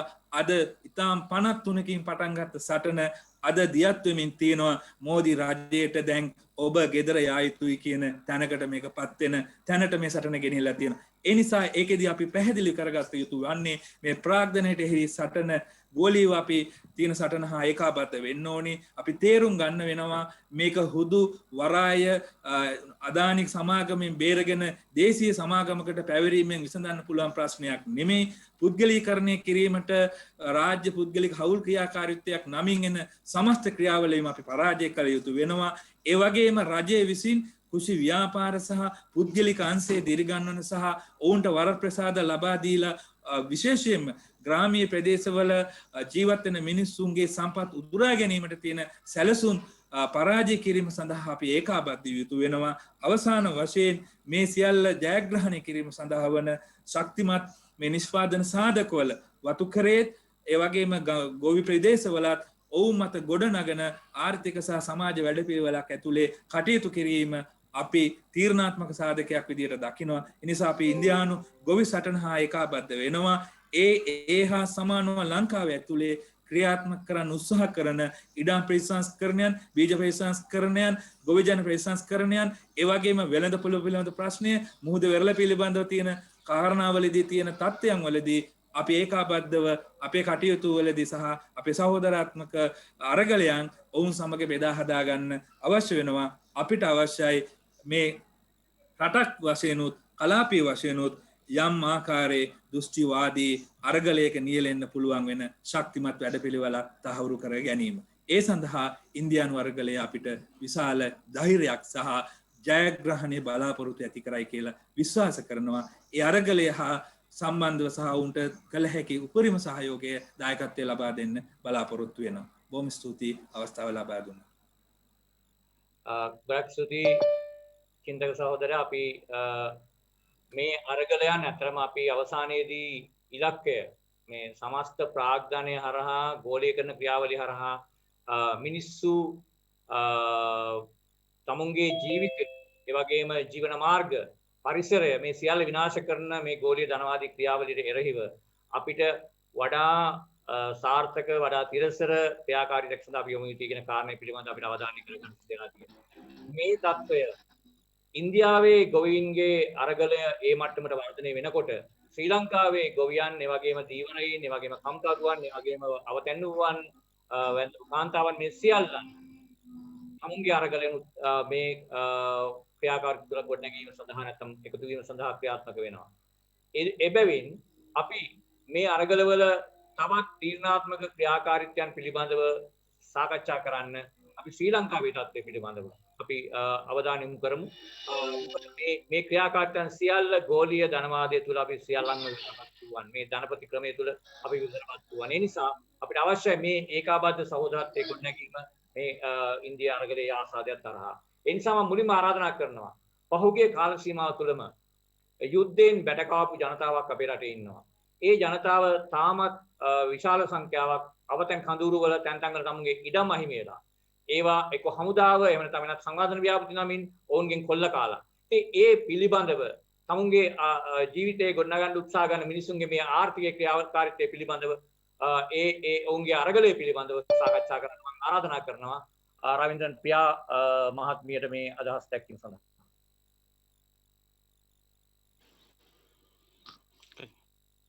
அனைவருக்கும் வணக்கம். நான் பிரியா, ரவீந்திரன் பிரியா, யாழ்ப்பாண மாவட்டத்திலிருந்து கதைக்கிறேன். நாங்கள் 90ஆம் ஆண்டு இடம்பெயர்ந்த காலப்பகுதியிலிருந்து 30 வருடங்களாக எங்களது நிலப்பரப்பு விடுபடாமல் இருந்த நிலைமையில் இருந்தது. அதாவது முகாங்கள் மூலம் தான் இருந்த நாங்கள் ஒவ்வொரு முகாங்கள். அந்த முகாங்களே இல்லை என்று சொல்லி வெளிநாடுகளில் ஒரு அரசியல்வாதிகளும் கூறியிருந்தார்கள். இந்த நப்சோவின் கூட்டங்கள் நப்சோவின் ஊடாக தேசிய வினோத இயக்கத்தின் ஊடாகத்தான் அந்த முகாங்கள் இருக்குது என்றதே வெளிநாடுகளுக்கு ஊடகங்கள் மூலமாகவும் பேச்சுவார்த்தை மூலமாகவும் தெரியப்படுத்தினது இந்த நப்சோ தேசிய வினோத இயக்கத்தினூடாக தான் தெரியப்படுத்தினாங்க. மற்ற இப்ப காணிகள் அந்த நாங்கள் செய்த அழுத்தங்கள், அதாவது ஆர்ப்பாட்டங்கள், மகஜர்கள் கொடுத்து மற்றும் சில அந்த போராட்டங்கள் செய்தபடினால்தான் அரவாசி நிலப்பரப்புகள் மயிலட்டி, காங்கேசந்துர, பலாலி 3 இடத்திலையும் குறிப்பிட்ட சில பிரதேசங்கள் விடுபட்டிருந்தது. இப்ப இன்னும் 100க்கு 3/4% நிலப்பரப்பு விடுபட இருக்கு இன்னும். மற்றது அதால முழுமையா விடுபட்டாதான் அங்க வளங்கள் நிலையான நிலையில இருக்கும். இப்ப விடுபட்ட இடங்கள்லயே முன்பள்ளிகள் இல்ல வாழ்வாதாரங்கள் சரியான கஷ்டம், போக்குவரத்து பிரச்சனைகள் அப்படின்னு நிறைய பிரச்சனை இருக்கு. மற்ற அடிப்படை வசதிகள் இல்லாத பிரச்சனை, நிரந்தர வீடுகள் பிரச்சனை, காணிகள் மற்ற உப குடும்பங்களுக்குரிய காணிகள் இல்லாத பிரச்சனைகள் நிறைய இருக்கு. இப்ப விடுபட்ட முகாங்களில் இருக்கிற மக்களுக்கு காணி வீடு கொடுத்திருக்கணும். அதுலயும் விடுபட்ட இடங்கள்ல ஏஜிஓசால கொடுத்தது ஒரு பிறப்பு 2 லட்சம் படி 2 பிறப்பு 4 லட்சம் ரூபாய் காசும் அதுக்கு 8 லட்சம் ரூபாய் வீட்டு திட்டமும் கொடுத்தாரு. அதே இடத்துல காணிகளை வேண்டி இருக்கின்ற இடத்துல காணியின் மண்ணின் தன்மையின் காரணமாக அந்த நிலங்கள் வெடிக்கிறதால கட்டிடங்கள் வெடிச்சு அதுல வீடு கட்டியலாத நிலப்பரப்புல இருக்குது. இப்ப 2017ஆம் ஆண்டு கொடுத்த வீட்டு திட்டம் இதுவரை காலத்திலயும் இன்னும் அது ஒரு முடிவுக்கு இல்லாம நிலைமையில இருக்குது. அப்படி நிறைய பிரச்சனைகள் இருக்கு. அதே நேரம் சட்டவிரோதமான மீன்பிடிகள் முறையால அதன் அடிப்படையால எங்களோட வாழ்வாதாரம் சரியான, அதாவது தலைமத்துவ பெண்கள் படுற கஷ்டம் வந்து அடிப்படை வசதி வாழ்வாதாரம் கருவாடுகள் பதனிடுறதால சரியான வாழ்வாதாரம் இல்லாத நிலைமையிலையும் எங்களோட பெண்கள் சரியா கஷ்டப்பட்டினோம்.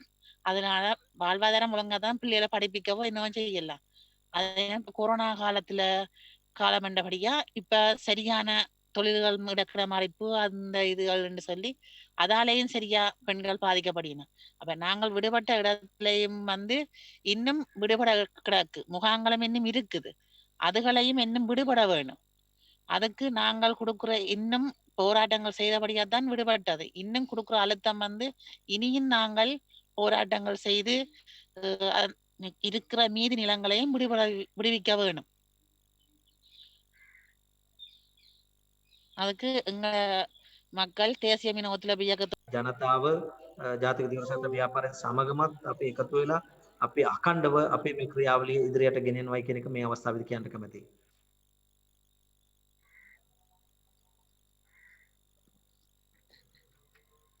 ස්තුතියි.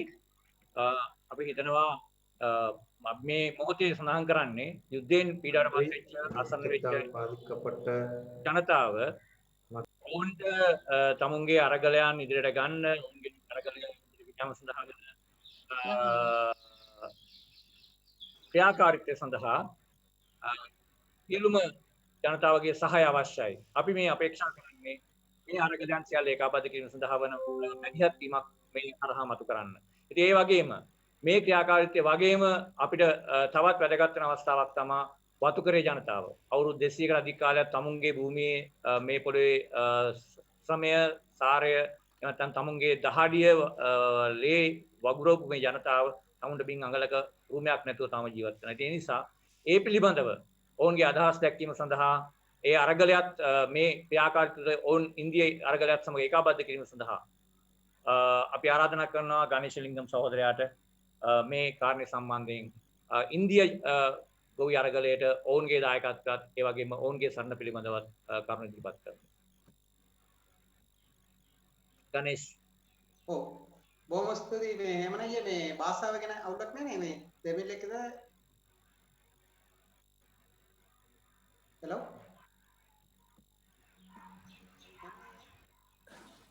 ගණේෂ් ඔයාව අපිට ක්ලියර් හෙන්නේ නැහැ. ගණේෂ් අපි ඔයාව හෙන්නේ නැහැ.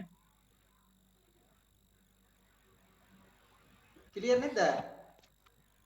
දැන් කතා කරන්න. මේ භාෂාව ගැන මම ඇහුවා. ඔයා වාගේ භාෂාවෙන් කතා කරන්න අපි පරිවර්තනය කරනවා. ஹரி அனைவருக்கும் வணக்கம். இந்த Good evening everyone. பிரச்சனையும் இந்த நேரத்திலே இந்த So it's a good thank you. I am happy.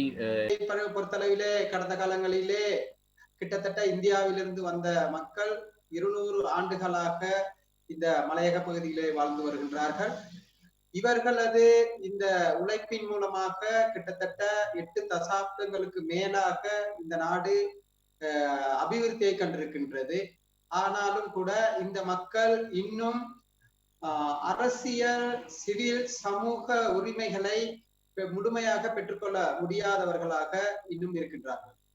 இந்த நாடை பொறுத்தளவிலே சுதந்திரத்திற்கு பின்னரான பகுதிகளிலே இந்த மலையக மக்கள் பாரிய துன்பங்களை அனுபவித்திருக்கின்றார்கள். இந்த நாடு 1948ஆம் ஆண்டு சுதந்திரம் அடைந்த பிறகு 1949ஆம் ஆண்டு இந்த மக்களுடைய குடியுரிமை பறிக்கப்பட்டது. அதனைத் தொடர்ந்து 1956ஆம் ஆண்டு கொண்டு வரப்பட்ட மொழி உரிமையினூடாக இந்த மக்களுக்கு இருந்த மொழி உரிமை பறிக்கப்பட்டது. அதே போல 1972ஆம் ஆண்டு கொண்டு வரப்பட்ட இந்த காணி சீர்திருத்தத்தின் மூலம் இந்த மலையக மக்களது காணி உரிமை பறிக்கப்பட்டது. இவ்வாறான நிலையில், இந்த சுதந்திரத்திற்கு பின்னரான இந்த நிலையில் மலையக மக்கள் இன்னும் அரசியல், சமூக, பொருளாதார நிலைகளிலிருந்து விடுபட முடியாதவர்களாக இருக்கின்றார்கள். தொடர்ச்சியாக இந்த உரிமைகளுக்காக போராடி வரும் இந்த நிலையில் இன்னும் மலைய மக்கள் அரசியல், சமூக, பொருளாதார உரிமைகள் மாத்திரமல்ல, நில உரிமை அற்ற மக்களாக தொடர்ச்சியாக வாழ்ந்து வருகின்றார்கள். இது ஒரு பாரதூரமான பிரச்சனை.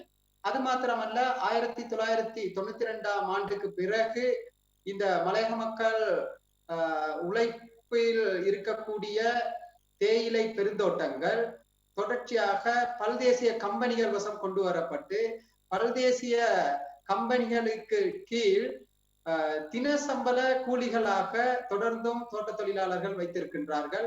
இன்றும் கூட உங்களுக்கு தெரியும், தோட்ட தொழிலாளர்களது அடிப்படை நாள் சம்பளத்திற்கான போராட்டத்தை தொடர்ச்சியாக கொண்டு செல்கின்றார்கள். இன்றும் அந்த போராட்டம் நடந்திருக்கின்றது. தற்போது பேச்சுவார்த்தையும் கூட தோல்வி அடைந்திருக்கின்றது. இன்னும் 1000 ரூபாய் அடிப்படை சம்பளத்தை பெற முடியாதவர்களாக தோட்ட தொழிலாளர்கள் இருக்கின்றார்கள். அது மாத்திரமல்ல, தோட்ட தொழிலிலிருந்து வெளியிலே சென்று வேலை புரிபவர்களுடைய வாழ்க்கை தரம், அவர்களது வருமானம் அல்லது பொருளாதாரம் மிகவும் மோசமான ஒரு சூழலிலே இருக்கின்றது. அது மாத்திரமல்ல, இன்னுமே இலவச சுகாதார சேவை கிடைக்கப்பெறாத ஒரு பகுதியாக இலங்கையின் முக்கிய பகுதியாக இந்த பெருந்தோட்டத்துறை இருப்பது மிகவும் கவனிக்கக்கூடிய ஒரு விடயம். அதனை தொடர்ந்து இந்த மக்கள் கல்வியிலையும் கூட பாரிய பின்னடைவை சந்தித்திருக்கின்றார்கள். சுதந்திரம் பெற்ற பிறகு 1978ஆம் ஆண்டுக்கு பிறகே இந்த மக்களுக்கு இலவச கல்வி கிடைத்தது. ஆகவே கிட்டத்தட்ட 30 ஆண்டுகளுக்கு மேல் இந்த கல்வியில் பின்தட்டப்பட்ட ஒரு சமூகமாகவும் இருக்கின்றார்கள். இன்னும் தேசிய கல்வி கல்லூரிகள் இல்லாத ஒரு பகுதி மலையகமாக இருக்கின்ற அதே நேரத்தில் மலையகத்துக்கான ஒரு தனியான பல்கலைக்கழகம் கூட இதுவரை அமைக்கப்படாத ஒரு சூழ்நிலை இருக்கின்றது. இவ்வாறான பிரச்சனைகளிலே தொடர்ச்சியாக வாழ்க்கையிலே பல பிரச்சனைகளை முகப்படுத்தி வரும் இந்த மக்கள் தொடர்ச்சியாக இந்த பல்தேசிய கம்பெனிகளின் கெடுபிடியின் கீழ் இருந்து கொண்டிருக்கும் இதே நிலையில் இந்தியாவிலே தற்போது நடந்து வரும் இந்த விவசாயிகளின் போராட்டத்தை நியாயப்படுத்துவதற்கு இல்லது அவர்களோடு கைகோர்த்து செல்வதற்காக நாளைய தினம் நாங்கள் அட்டனிலே இங்க இருக்கின்ற அமைப்புகள் ஒன்று திரண்டு அவர்களுக்கு ஆதரவளித்து அந்த போராட்டத்தை செய்ய இருக்கும் இதே நேரத்திலே இங்கே மாத்திரமல்ல, தேயிலை தோட்டங்களிலே பணிபுரியும் இலங்கை தொழிலாளர்களாக இருக்கட்டும், இந்தியாவை சேர்ந்த தொழிலாளர்களாக இருக்கட்டும், மலேசியாவை இருந்த தொழிலாளர்களாக இருக்கட்டும், எல்லோரும் ஒரே விதமான பிரச்சனைகளை முகம் கொடுக்கின்றார்கள் என்பது உண்மை. ஆகவே இந்த பிரச்சனைகளிலிருந்து விடுபடுவதற்கு சகோதரத்துவத்துடன் எல்லோரும் கைகோர்த்து ஒன்று சேர்வதன் மூலம் தொடர்ச்சியாக இந்த பல்தேசி கம்பெனிகளின் ஆதிக்கத்தில் இருந்து நாங்கள் விடுபட்டு சுதந்திரமான பிரஜைகளாக இல்லது சுதந்திரமான நபர்களாக நாங்கள் வாழ்வதற்கான ஒரு நிலை ஏற்படும். அதற்காக அனைவரும் அன்போடு கைகோர்த்து இந்த செயற்பாடுகளிலே ஈடுபட வேண்டும். அதற்காக எல்லோரும் ஒத்துழைக்க வேண்டும் என கேட்டு இந்த வாய்ப்புக்கு நன்றி கூறுகிறேன். நன்றி, வணக்கம்.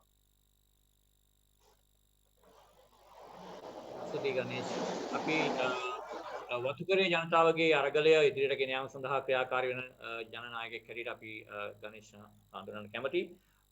ඒ වගේම අපි ඉඩම් පිළිබඳව කතා කරද්දී තවත් තීරණාත්මක අරගලයන් ගණනාවක් තියෙනවා. අපි යුද්ධෙත් එක්ක යුද්ධෙන් පසුව වැටකාපු විශේෂම සංචාරක කර්මාන්තය හරහා ගෝලීය ප්‍රාග්ධනය මේ ජනතාව මත පටවපු තවත් එක අවස්ථාවක් හැටියට අපට පේනවා. බලහත්කාරය හරහා ජනතාවගේ ඉඩම් කොල්ලයට මුහුණ දීපු තවත් ජනතාවක් තමයි පානම ජනතාව.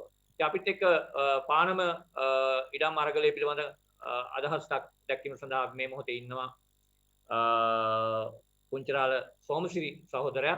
අපි කැමති සෝමසිරිටත් මේ ඔබගේ අරගලයන් මේ අරගලය සමග ඒකාබද්ධ කිරීමේ ක්‍රියාවලියට අවතීර්ණ වෙන්න.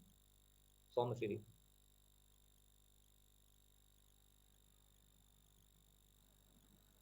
සෝමයා මියුට් කරලා මයික් එක ඕන් කරගන්න. අපේ අරගලය අක්කර 1200ක් පැහැර ගැනීම සම්බන්ධව 2009 සිද්ධ වෙච්ච අරගලයක් තමයි දිගින් දිගට මේ වෙනතෙක් ගෙනියන්නේ අපි. ඒක ගෙනියීමේදී එතනේ අරගලය ඉඩම් පැහැර ගැනීම සිද්ධ වෙන්නේ බහුදා ජාතික සමාගම් හා සෝම කියන එක ඇහෙන්නේ අපිට.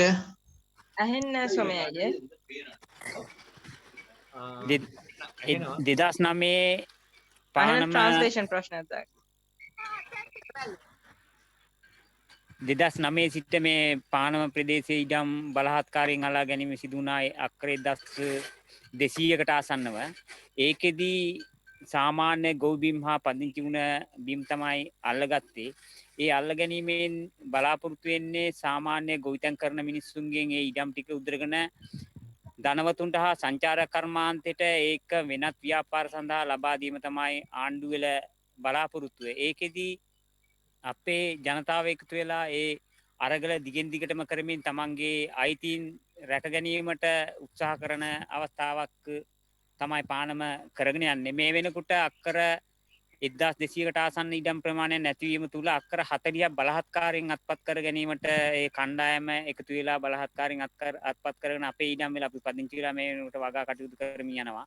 තවද නාවික හමුදාවේ ඒ වගේ ආර්ථිකංශ ඉඩම් වල ඒ කියන්නේ කැම්ප් කඳවුරු බැඳගෙන ඒ ඉඩම් තහවුරු කරගෙන ඉන්නවා. හැබැයි එතකොට ඒ මිනිස්සුන්ට එම ඉඩම් ලබා දීම ප්‍රතික්ෂේප කරමින් වෙනත් බලවතුන්ට ඉඩම් ටික ලබා දීමට කටයුතු කරමින් යනවා. ඒ එක්කම දැන් අපි කරගෙන යන අරගලයේ අසාර්ථක කරන්න විවිධ උපක්‍රම උපායශීලී මාර්ග අනුගමනය කරනවා. ඒ එකක් තමයි පහුගිය ආණ්ඩුවේ කැබිනට් තීරණයක් ගත්ත මිනිස්සුන්ට ඉඩම් ලබා දීම. ඒ කියන්නේ ඉඩම් කොටසක් හෝ ලබා දීමට තීරණය කිරීම.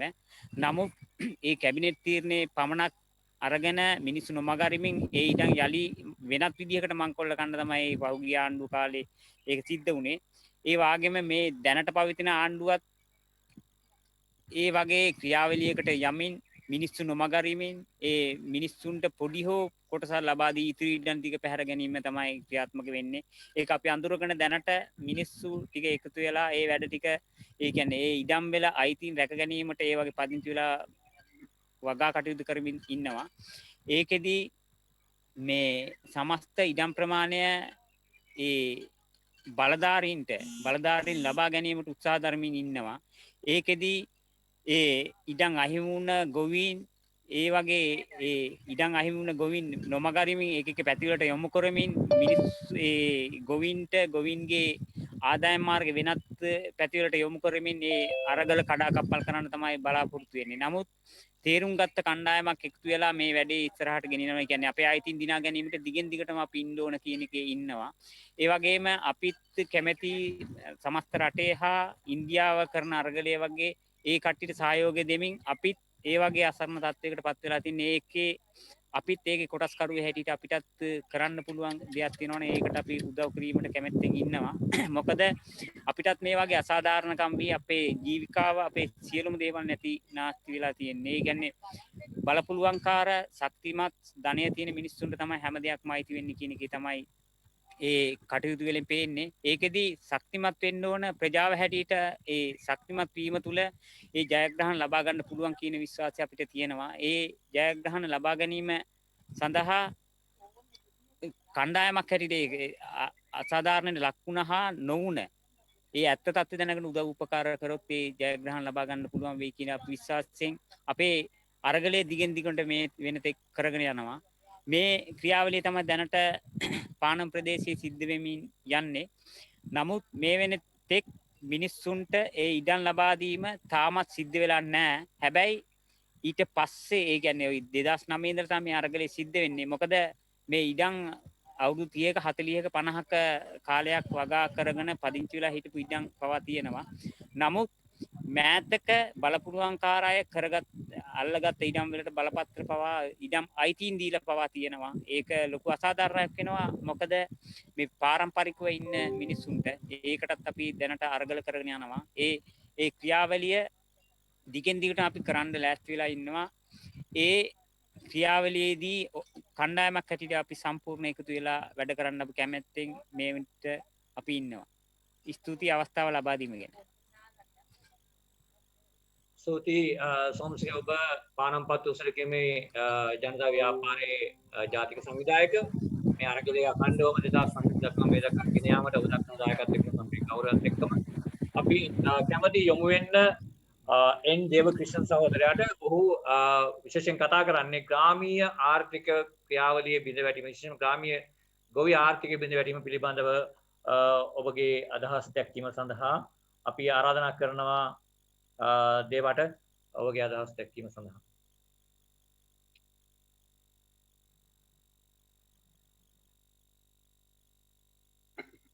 வணக்கம். வவுனியாவிலிருந்து தேவகிருஷ்ணன். கடந்த 55 நாட்களாக நடந்து வரும் இந்திய விவசாயிகளுடைய போராட்டம் வெற்றி பெற வேண்டும் என்ற ஒரு பெரும் அவாவுடன் நாங்கள் இன்றைய கூட்டத்தில் கலந்து கொண்டிருக்கிறோம். உண்மையில் ஹரியானா, பஞ்சாப், மத்திய பிரதேசம், உத்தரப்பிரதேசம் மற்றும் பிரதேசங்களில் இருந்து இன்று புதுடில்லியை 5 மார்க்கமாக முற்றுகையிட்டு 55 நாட்களுக்கு மேலாக போராட்டத்தை நடத்தி வரும் இந்த விவசாயிகளை கடந்த காலத்தில் உங்களுக்கு தெரியும், பாஜக போன்ற இனவரி மற்றும் மதவரி கொண்ட இந்த அரசாங்கத்தினுடைய ஆட்சியில் இருந்த ஹரியானா, மத்திய பிரதேசம், உத்தரப்பிரதேசத்தில் இருக்கின்ற அரசு, பாஜக அரசு அந்த விவசாயிகளை முற்றுமுழுதாக தடுத்து நிறுத்த முயற்சி செய்தும் விவசாயிகள் அவர்களை மீறி பல வேகத்துடன் இன்றைக்கு இந்த போராட்டத்தை முன்னெடுத்து வருகிறார்கள். பாஜகவை பொறுத்தளவில் இது ஒரு மதவாதத்தை கொண்ட ஒரு அரசாங்கம். அந்த அரசாங்கத்துடைய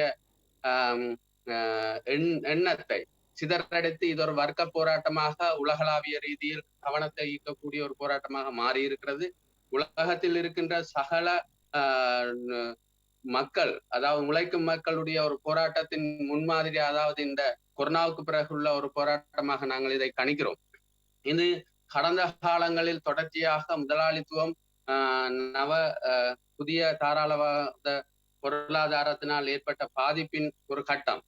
ஹரியானா, பஞ்சாப் மற்றும் உத்தரப்பிரதேச விவசாயிகளை பொறுத்தளவில் கடந்த காலங்களில் தொடர்ச்சியான ஒரு பாதிப்புகளை கம்பெனிகள் ரீதியாக வந்த சட்டங்கள், அதாவது காணி சட்டங்களாக இருக்கட்டும், சென்ற முறை பிஜேபி அரசாங்கம், மோடி அரசாங்கம் கொண்டு வந்த பல சட்டங்களில் பாதிக்கப்பட்டவர்கள். அதன் ஒரு விளைவுதான் இது ஒரு பாரிய போராட்டமாக நடந்திருக்கிறது. இன்று 26ஆம் தேதி தங்களை துப்பாக்கியால் சுடலாம், தாக்குதல் நடத்தலாம், என்ன விதமான ஒரு அடக்குமுறையும் எதிர்த்து நாங்கள் கட்டாயம் டில்லிக்கு உட்புறைப்போம் என்ற ஒரு கோஷத்துடன் விவசாயிகள் இன்று இருக்கிறார்கள். 1953ஆம் ஆண்டு இலங்கையில் வெளியேற்றத்துக்கு எதிராகவும் தொழிற்சங்கங்கள் நடத்திய ஒரு பாரிய போராட்டத்தினுடைய போன்றவே இந்த போராட்டம் இருக்கிறது. எனவே இந்த போராட்டத்தினுடைய சமகாலத்தில் இலங்கையில் இலும் அந்த சமகால போராட்டத்தினுடைய விளைவுகளை நாங்கள் அனுபவிக்க ஆரம்பித்திருக்கிறோம். உண்மையில் கடந்த காலத்தில் நுண்கடனால் பல கம்பெனிகள் யுத்தத்தின் பின் 30 ஆண்டுகள் யுத்தத்தின் பாதிக்கப்பட்ட இந்த வடகிழக்கு மக்கள் மட்டுமல்ல, சிங்கள மக்கள் கூட இந்த 28 லட்சம் மக்கள் என்று பாதிப்பு, கிராமிய பெண்கள், குடும்பங்கள் பாதிக்கப்பட்டிருக்கின்றன. இது ஒரு முன்னேற்பாடான ஒரு வருகையாகவே நாங்கள் கருதுகிறோம். இது தனிப்பட்ட முறையில் ஒரு தனிநபருடைய கடனாக நாங்கள் கணிக்கவில்லை. தொடர்ச்சியாக கிராமிய பொருளாதாரத்தை, சிறு விவசாயிகளை, சிறு முயற்சியாளர்களை, சிறு உற்பத்தியாளர்களை முற்று முழுதாக சிதைத்து அவர்களை ஒரு தொழிலாளியாக்கி அவர்களுடைய ரத்தத்தையும் வேர்வையும் லாபமா புளிகின்றதுக்கான ஒரு முன்னோடியான ஒரு நடவடிக்கையாக கடந்த 10 வருடங்களாக இந்த நிதி நிறுவனங்கள் செயல்பட்டதை நாங்கள் கண்கூடாக காண முடிகிறது. இன்று முற்று முழுதாக கிராமிய பொருளாதாரம் சிதைந்துள்ளது.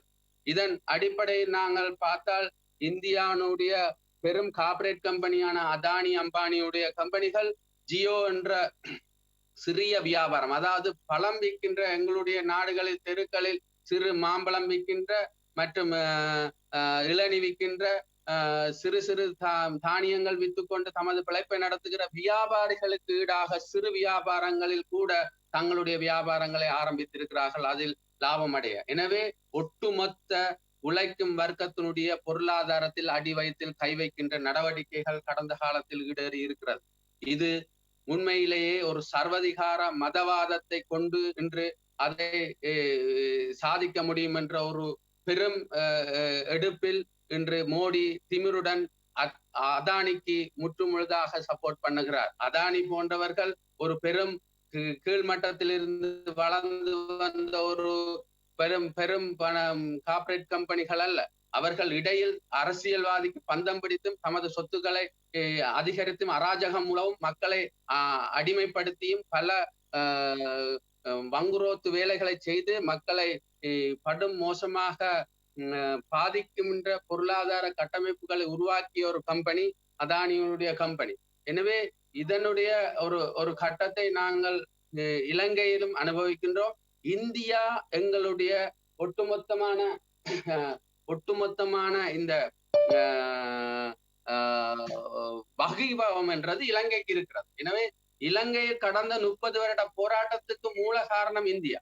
இந்தியாவினுடைய வகிபாவத்தின் மூலமாகவே நாங்கள் இந்த வடகிழக்கு மக்கள், தமிழ் மக்கள் இன்று பல மோசமான பின்விளைவுகளை சந்தித்துக் கொண்டிருக்கிறோம். இந்தியா ஒரு மேலோட்டமாக தொட்டிலையும் கிள்ளிவிட்டு பிள்ளையும் ஆட்டுகின்ற வேலையை தொடர்ந்து செய்து கொண்டு வருகிறது. ஆயுத போராட்டங்களை ஊக்குவிக்க ஆயுதம் கொடுத்து அந்த ஆயுத குழுக்களை ஒட்டுமொத்தமாக பிரித்தாலும் தன்மையும் அவர்கள் செய்து கொண்டு வந்திருக்கிறார்கள். அதனுடைய விளைவு இன்றைக்கு முள்ளிவாய்க்காலில் பல மோசமான இனப்படுகொலைக்கு மூல காரணம் இந்தியா. அதை நாங்கள் மறுக்க முடியாது. எனவே இதுக்கு பின்னணி, யுத்தத்தினுடைய முடிவின் பின்னணி இந்த நாட்டை பிளவுபடுத்தி நாட்டில் ஒரு சுயநிர்ணய போராடிய ஒரு சிறுபான்மை இனத்தை அடக்கி ஒடுக்கி அந்த மக்களுக்கு கொடுக்காத உரிமைகளை, அந்த காணி உரிமைகளை, இவற்றை எல்லாத்தையும் இந்தியாவுடைய வடக்கு கிழக்கில் தாரவாக்குறதுக்கு எங்களுடைய மகிந்தை அரசாங்கம் இதே இனவாதத்துடன் பகிர்ந்திருக்கிறது. இதை வடிவாக நாங்கள் கவனிக்க முடியும். இனவாதத்தினுடைய உச்சகட்டத்தில் நாங்கள் இந்த கம்பெனிகளை, பொது சொத்துக்களை விற்க முடியும் என்பதை மஹிந்த ராஜபக்ச அரசாங்கம் இன்று கிழக்கு துறைமுக முனையத்தின் விடயத்தில் எங்களுக்கு கோடிட்டு காட்டியிருக்கிறது. அதற்கு எதிராக நிற்கின்ற பல தொழிற்சங்கங்கள் இன்று பார்க்க போனால் மஹிந்த ராஜபக்ச அரசாங்கத்தை உருவாக்குவதற்கு பின்னணியில் நின்ற தொழிற்சங்கங்களும் முக்கிய பிரமுகர்களுமே. எனவே அவர்கள்தான் இதற்கு எதிராக போராடுகிறார்கள். அப்படி இருக்கும்போது அவர்களுக்கு நன்றாக தெரியும், இனவாதம், பொய் தேசியவாதத்தின் மூலமாக சொத்துக்களை விற்க மக்கள் ஒருபோதும் ஒன்றிணைந்து போராட மாட்டார்கள் என்று. அந்த விடயத்தை சிதைத்திருக்கிறது இந்தியாவுடைய போராட்டம், இந்தியாவுடைய விவசாய போராட்டம். எனவே நாங்கள் ஒரு விடயத்தை முன்வைக்க வேண்டும். இலங்கையில் தொடர்ச்சியாக தேசிய அமைப்புகள் எதுவும் இல்லை. இலங்கையில் பார்த்தீங்கன்னா வடக்கு கிழக்கில் இன்றும் ஆக்கிரமிப்புகள் பல மோசமாக நடைபெறுகின்றன. விவசாய நிலங்கள், மக்களுடைய வாழ்விடங்கள் பலது ஆக்கிரமிப்பது மட்டுமல்லாமல் காடுகள் கூட பொது கம்பெனிகளுக்கு விற்பனை செய்வது. வன பரிபாலன திணைக்களம், வன ஜீவராஜ் திணைக்களம், வன பரிபாலன சபை, தொல்பொருள் ஆராய்ச்சி திணைக்களம், தொல்பொருள் ஆராய்ச்சி மையங்கள் மற்றும் மகாவலி அதிகார சபை என்பன தேசிய திணைக்களங்கள் அல்ல. அவை சிங்கள பௌத்த பேரினவாத சபைகளாக இருக்கின்றன.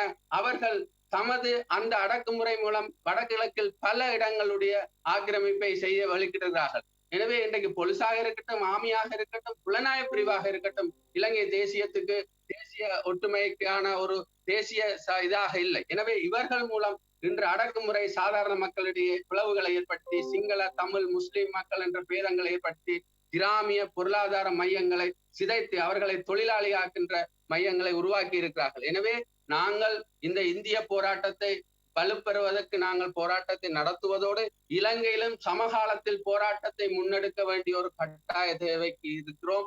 பருத்தித்துறை, காங்கேசன்துறை, திருகோணமலை போன்ற இடங்கள் ஏற்கனவே பருத்தித்துறை அதானியுடைய கைக்கு மாறி இருக்கிறது. ஏற்கனவே மலையகத்தில் பாம் ஆயில் உற்பத்திக்கான உற்பத்தி இது கம்பெனிகள் கூட அதானி கம்பெனிகள். அதானி இந்த நாட்டினுடைய சாதாரண உற்பத்தி உணவு பாதுகாப்பு முறைக்கு சவால் விடுகின்ற அளவுக்கு இந்தியாவுடைய வகை மேலாதிக்கம் எங்களுக்கு வந்திருக்கிறது.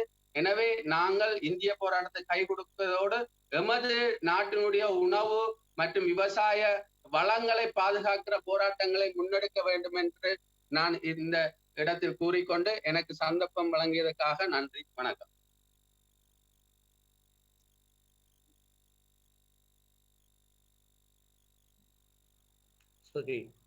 අපිට ගෝලීය ධනවාදය පිළිබඳ කතා කරද්දී ඉන්දියාවේ අදානිගේ ධනය පිළිබඳ පමණක් නෙමෙයි. ලාභය වෙනුවෙන් මුළු ලෝකයේම සූරා කෑම සඳහා යාන්ත්‍රණය ක්‍රියාත්මක වෙනවා. ලෝක වෙන සංවිධානය හරහා හෝ ලෝක බැංකුව හරහා හෝ විවිධාකාරයේ ක්‍රියාමාර්ග හරහා මේ ක්‍රියාකාරීත්වය දියත් කරනවා. දැන් මේ අරගලයන් පිළිබඳව අපිට ගද්දී ඒ සියල්ල අපට අමතක කරන්න බෑ.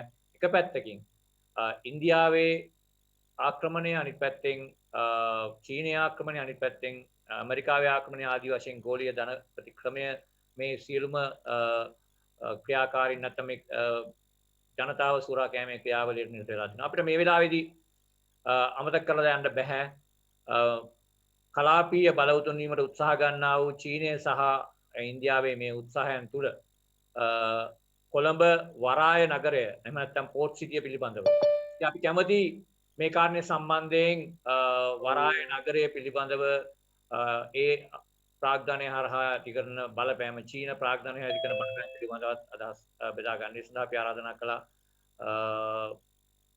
පෝට් සිටි විරෝධී ජනතා ව්‍යාපාරයේ ක්‍රියාකාරිණී සුභාෂිනී කමල්නාදන් සහෝදරියට ආරාධනා කරනවා ඇයට ඇගේ අදහස් කෙටියෙන් ඉදිරිපත් කරන්න.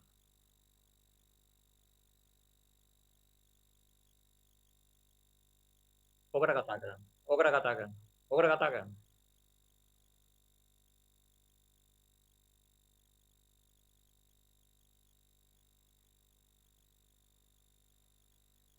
ගයන් ඉන්නවද?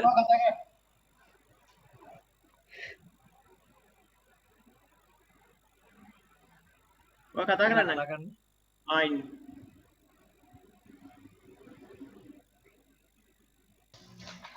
අවස්ථාව මම කතා කරන්න නේද ගයන් අයියේ?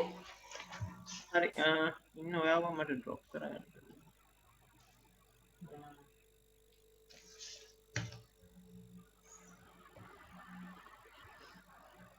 හරි කතා කරන්න.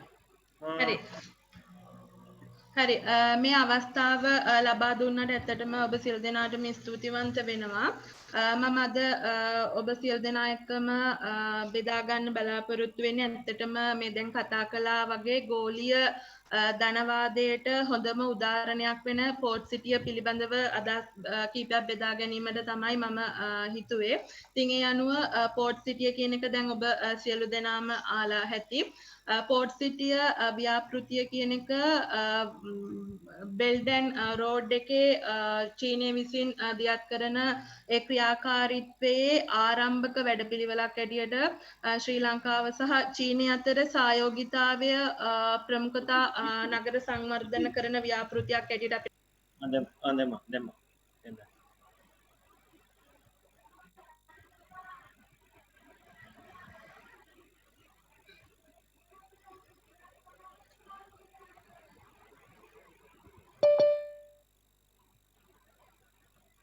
නැත්නම් සංචාරක කර්මාන්තය ගොඩනැගීම සඳහා වෙන සැලසුම් ආරම්භ වෙලා තියෙන්නේ මේ අද ඊයක නෙවෙයි ඒක 1984 ඉඳලම ඒ මාස්ටර් ප්ලෑන් එක සකස් වෙලා තියෙනවා. ඉතින් මේක අද වෙනකොට එදෙන් සිට අද දක්වා අපි බලනකොට ඒක වරින් වර විවිධ මුවාවෙන් විවිධ නම් යටතේ ක්‍රියාත්මක වෙන ස්වරූපයක් තමයි අපි දකින්නේ. විශේෂයෙන්ම 2009 යුද්ධයෙන් පසුව මෙම සැලසුම් ටික 2030 දක්වා 2013 ඉඳලා 2030 දක්වා එක විවිධ ඒ කියන්නේ අලුත් නමකින් ඒ කියන්නේ ජාතික භෞතික සංවර්ධන සැලැස්ම යටතේ ක්‍රියාත්මක වෙනවා. ඉතින් ඒ අනුව සංචාරක කලාප 45ක් පුළුල් කර නම් කිරීම සඳහා ඒ සැලසුම් යටතේ අපේ රජය තීරණය කරලා තියෙනවා. ඉතින් ඒ අනුව සංචාරක කර්මාන්තය මේ මාස්ටර් ප්ලෑන් එක 1984 දී සැලසුම් වුණත් ඒක 2002 දී යලි පුබුදුම ශ්‍රී ලංකාව ඒ වගේම 2005 දී මහින්ද චින්තන ක්‍රියාවලිය යටතේ ඒ වගේම 2010 ගන්නකොට මහින්ද චින්තන ඉදිරි දැක්ම කියන විවිධ නම් වලින් කාලයෙන් කාලයට මේ ව්‍යාපෘතින් දියත් වෙලා තියෙනවා. ඉතින් මට මෙතන අවධානය කළ යුතු වන්නේ මොන පක්ෂය බලයට ආවත් අපි දැන් හිතනවා මේ ආණ්ඩුව ක්‍රියාත්මක වෙනවා දැන් මේ ආණ්ඩුව මේ විදියට යනවා. එතකොට අපි ලබන ආණ්ඩුවේ වෙනත් පක්ෂයක් අපි නම් කරමු කියලා. ඉතින් මොන ඔලු ගෙඩියාවත් මොන පක්ෂාවත් මොන පාට ආවත් මේ සැලසුම් ඒ විදියටම ක්‍රියාත්මක වෙනවා කියන එක අපි කවුරුවත් අමතක කළ යුතු නැහැ. ඒ වගේම අපි දන්නවා දැන් කලින් කිව්වා වගේ වෙරළාශ්‍රිතව කලාප සංචාරක කලාප 45ක් නම් කරනවයි කියන එක තමයි සැලැස්මේ ප්‍රධාන හරය වෙලා තිබ්බේ. මේ සංචාරක කලාප ගොඩනැගීමට උන් වෙරළාශ්‍රිත ප්‍රදේශ විශේෂයෙන්ම උන් තෝරගෙන තියෙනවා. ඉතින් මේ වෙරළාශ්‍රිත ප්‍රදේශවල මේ සංචාරක කර්මාන්තය එහෙම නැත්නම් මේ කලාප ගොඩනැගීමට නම් ඒකට තියෙන ලොකුම බාධකය තමයි මේ සුළුපන්න දීවර ප්‍රජාව. ඉතින් මේ සුළුපන්න දීවර ප්‍රජාව ජාතික දීවර ප්‍රතිපත්තිය තුලදී ඔවුන් ලංකාව රජය විසින් විවිධ අවස්ථාවන් වලදී විවිධ පනත් කෙටුම්පත් කරලා ක්‍රමයෙන් ඔවුන්ව වෙරළාශ්‍රිත ප්‍රදේශයෙන් ඉවත් කිරීම සඳහා වැඩපිළිවෙලක් දියත් වුණා. නමුත් මේකට හොඳම උදාහරණයක් සඳහන් කරන්න පුළුවන් 2004 දී සුනාමිය ඒක හොඳ අවස්ථාවක් කරගත්ත අපේ ලාංකික රජය. ඒ වෙලාවේ ඔවුන් නැවත සුනාමියක් ඇති වුණොතින් දීවරයින් ආරක්ෂා කිරීම සඳහා උතුරෙන් මීටර 200කුත් දකුණෙන් මීටර 100කුත් ඒ ආශ්‍රිතව ගොඩනැගිල්ලක් ගොඩනගන්න බැහැ කියන එක තමයි ඔවුන් ගත්තු තීන්දුව. නමුත් එතනදී දීවරයට එහෙම නැත්නම් දීවර වාසස්ථාන ගොඩනගන්න මේ ඉඩ කඩන්නේ. නමුත් සංචාරක කර්මාන්ත ඒ හොටල්ස් ඒවා හදන්න කිසිදු බාධාවක් අපේ ලංකාවේ රජය විසින් ඔවුන්ට බාධාවක් සිදු කළේ නැහැ. ඉතින් අපි දන්නවා පෝර්ට් සිටි ව්‍යාපෘතිය නිල වශයෙන්ම ආරම්භ වෙන්නේ 2014 සැප්තැම්බර් 17 වෙනිදා. මෙම ව්‍යාපෘතිය සඳහා බිලියන ඇමරිකන් ඩොලර් මිලියන 1.4ක් ආයෝජනය කරලා තියෙනවා. ඉතින් මෙම ව්‍යාපෘතිය කෘතිම නගරයක් ඔබ සියලු දෙනාම ඒක දන්නවා.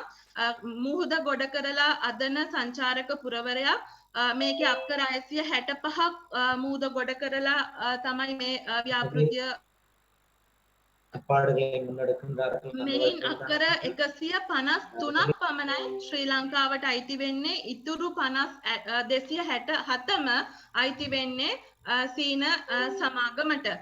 දැන් සමහරෙකුට හිතෙන්න පුළුවන් රටට සංවර්ධනය හොඳයිනේ සංවර්ධනයක් අවශ්‍යයිනේ කියලා. ඉතින් ඇත්තටම සංවර්ධනයට අපි විරුද්ධ නැහැ.